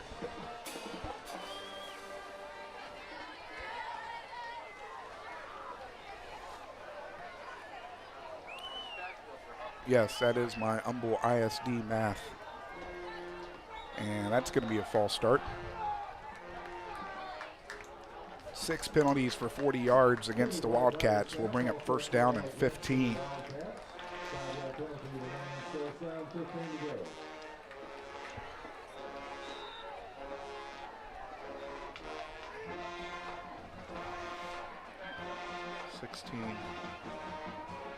Oh, you're right. That's a two-possession ball game. Snap back, quick toss, 25, 30, 35, cuts it back upfield, 40. And hurdles over a defender at midfield. Down the sideline he goes. Finally gets pushed out of bounds. Boy, that's going to be a pickup of 40 yards to Mahaffey.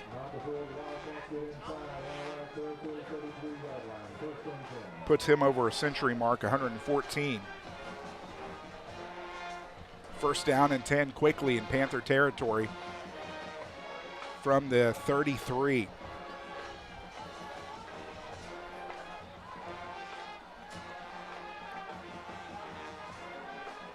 Avery, it's past your bedtime. You need to go to bed.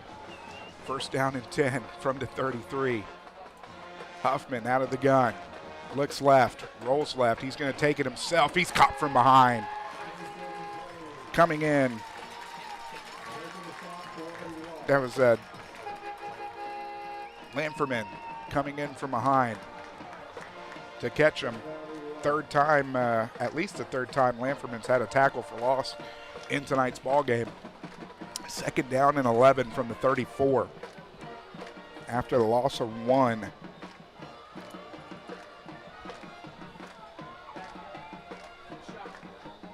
Out of the gun is Huffman. Sends Rawls in motion. Under pressure. Is going to do a skip pass.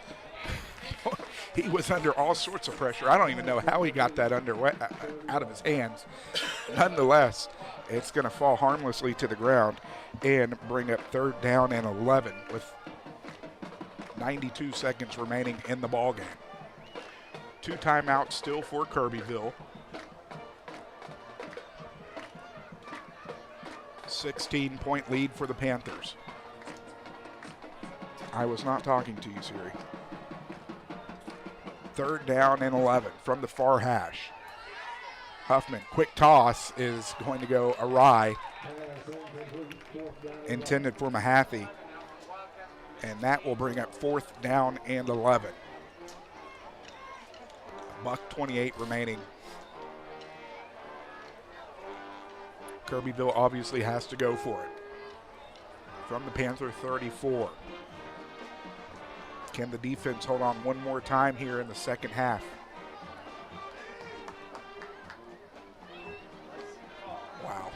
Hampshire Fidetta's taking the lead in overtime. Quick toss is tried to do the hook and ladder, is complete, but is not going to be far enough. And that is going to be a turnover on downs. The Panthers will take over after the pickup of 8.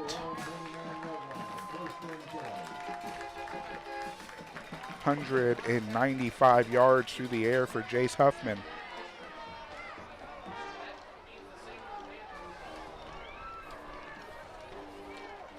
So the Wildcats still have 2 timeouts remaining, a first down, and that might do the trick here for the Panthers to seal this ball game. First down and 10 from the 29.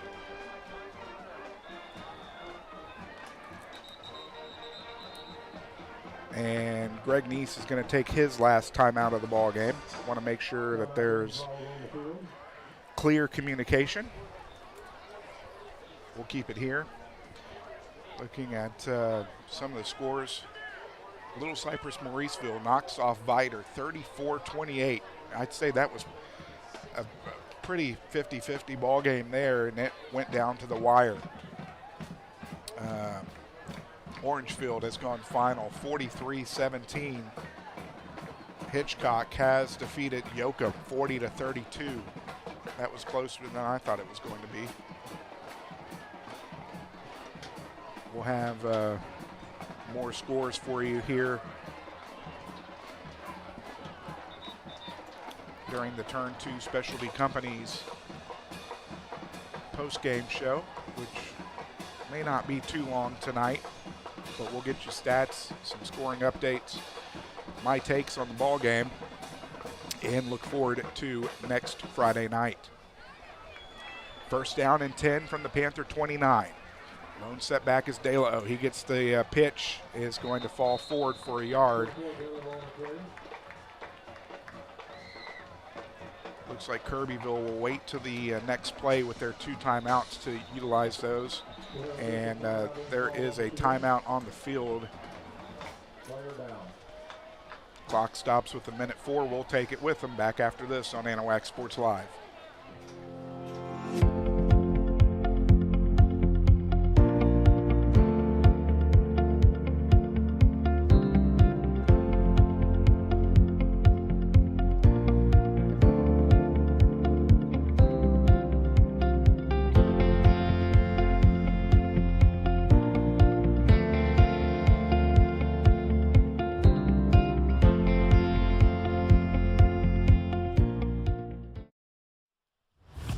Gore Propane, family owned and operated by Jimmy and Renee Gore, has been servicing Chambers and surrounding counties since 1998. Gore Propane is the go-to company for all your propane needs, offering competitive pricing, tank sales, lease, residential and commercial propane sales, and bottling.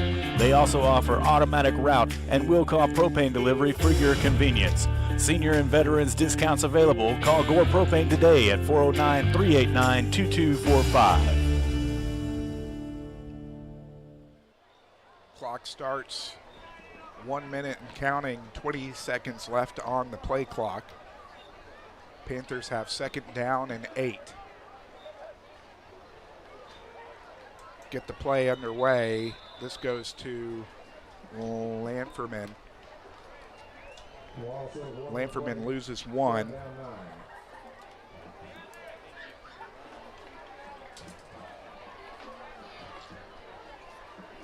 We'll bring up third down and 9.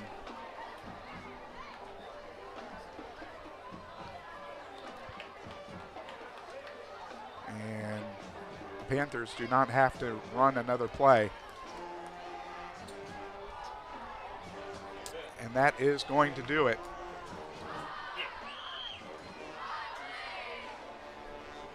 That is going to be the ball game. The Panthers are going to come out tonight victorious, knocking off the so far undefeated Kirbyville Wildcats 44-28. Stay tuned for the Turn 2 Specialty Companies postgame show after this on Anahuac Sports Live. Anahuac Sports Live is brought to you by ABC Nitrogen Service Corp., Chambers County Deputy Constable Josh Kayla and family, Anahuac Florist. Anahuac National Bank, member FDIC, equal housing lender. The Beginning Mexican Grill. Community Christian Fellowship Church. Chambers County Abstract Company. Chambers Health. Coastal Field Services, LLC. The Crawfish Hideaway. Desmo's AC and Refrigeration. Four Corner Tires and Oil. Gore Propane. Hannah Cody Realtor. Jerry Seafood Incorporated. Julia Luna Real Estate. K-Max Services. Porter's Wild Game Processing and Alligator Farm. Amber Villarreal, Insurance Agent with State Farm. Title Services Incorporated. Turan Lawn Care. Swanky Insurance Agency. Whack Attack Lures. Turn 2 Specialty Companies. And Wilcox Drug Store in Anahuac. Anahuac Sports Live. Welcoming you back to the Turn 2 Specialty Companies postgame show, where we have gone final. The Anahuac Panthers have defeated the Kirbyville Wildcats 44-28, and it was a ball game that was two starkly different halves, as the Panthers and the Wildcats were going toe for toe in the first half, scoring at one point on 5 straight drives. They go to halftime. The Panthers were down 2 and come out like gangbusters in the second half, put up 24 points in the second half off of 3 touchdowns and a Jonas Texum field goal to put up the victory 44-28. The Wildcats only scoring 1 touchdown in the second half, and the defense was a huge story for the Panthers, as the secondary really played well in the second half, not to mention the defensive line and the linebacker. I mean, the whole defense in the second half created pressure on the junior quarterback, Jace Huffman, and defended very well in the secondary, and really contained the running game of Huffman and Anderson. Tried to mix it up with David Fusel and Braden Mahaffey, but nothing really got going in the second half for Kirbyville. And that is a testament to the Panthers' defense and the game plan that they came in with tonight. Looking at stats as we have them, first for the Kirbyville Wildcats, Ashton Anderson, 11 carries, 30 yards. Jace Huffman, 8 carries, 19 yards, 2 touchdowns. David Fusel, 6 carries, 13 yards, and Mahaffey with 4 carries for 36 yards. Through the air, 195 yards for Jace Huffman, 11 of 22 with an interception and 2 touchdowns. Receptions going to Braden Mahaffey, the leading receiver for the Wildcats, 5 catches, 114 yards, and a touchdown. Brent Garner, 4 receptions, 58 yards. Anderson had a reception for 20, and Ethan Walls had 1 reception for 3 yards. 6 penalties in the ball game for Kirbyville, and let's see here. Have them down for 14 first downs, 2 for 12 on third down, 1 for 3 on fourth down. Again, a testament to the defense for the Panthers there in the second half. As for Kirbyville, they take on Tarkington next week at home in their next district matchup. For the Panthers, Thomas Delo, the leading rusher, 23 carries, 122 yards, and 2 touchdowns. Camden Wilson, 4 carries, 89 yards. Trotter had 4 carries with the sacks. He had negative 14 yards, but a touchdown. And Baylor Lanferman had a carry for negative 1 yards. Very efficient day for Logan Trotter, as he went 8 of 12 for 215 yards and 2 touchdowns. Quandre Coates had 3 receptions for 99 yards and a touchdown, 2 receptions for Talon Cunningham for 52 yards. De La O had 2 receptions for 32 yards. And I tell you what, one of the game changers was the receiving of the freshman Darius Richardson. Only had 2 receptions, but his first reception went for 20 and a touchdown. His second reception went for 12 and a first down on a drive that ended up hitting pay dirt. 5 penalties for 55 yards. That is fantastic to hear for the Panthers. Had them down for 18 first downs, 1 for 8 on third down, and did not attempt a fourth down. But just a really well-played ball game. The adjustments made in the second half by head coach Greg Neese and staff, and the play of the Panthers in the second half was really phenomenal. Again, for the second week in a row, they came out on their first drive, drove straight down, and put it in the end zone. Fantastic return from Quandre Coates as he took it to the house from 55 yards out after they tried a pooch kick. And just overall, a very important game that Trent and I talked about in the pregame show after losing to Orangefield. Was thinking if they can come out of this one the way that Kirbyville looked, they were going to be a district power, and it could come down to Orangefield and Kirbyville. But now with the victory over Kirbyville, it does put the Panthers back in a sort of driver's seat and should be interesting for the rest of 10-3A play. Looking at some of the updated scores from around the area, appreciate everybody tuning in to the Turn 2 Specialty Companies post-game show. North Shore knocked off Summer Creek 31-21 last night, and pretty one of the biggest games in the Houston area last night. The Wildcats from Humble defeated Beaumont Westbrook 27-13. Dayton handling Galena Park 55-13. Newton all over Hemp Hills 76-0. That was final. Lovelady over Colemas Mill 51-0. Channelview on top of South Houston 21-10. Port Arthur leading LaPorte 31-21. The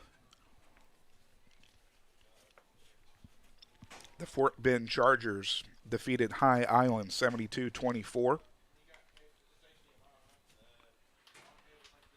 Kingwood Park defeated Goose Creek Memorial 47-0. Navasota trailing Needville 48-35. Holday Zeta defeated Sabine Pass 22-0. Nederland leads Santa Fe 21-20 in the fourth. Kuntz all over Trinity 47-0. Barbers Hill, that game's not been updated, I don't believe. Nope, that is 42-21 final. Barbers Hill defeats Baytown Lee. And I think that's going to do it tonight. The Panthers knocking off Kirbyville in a huge 10-3A game. Now, a game heading into next week, we travel to Winnie to take on East Chambers in the Swamp Bowl, a game where you can always throw out the schedules and the records, because those two teams always like to take that victory. It's so much more than just another district game. East Chambers coming off of a victory last night to Buna. Anahuac coming off of a victory tonight versus Kirbyville. So, Alex Outram speaking on behalf of my broadcast partner Trent Hart and our videographer Terry Fortenberry, reminding you of your final score. Anahuac defeats Kirbyville 44-28. Stay tuned to social media this week for all of Anahuac Sports Live's broadcasts, and we will see you next Friday night. Have a good week, and so long, everybody.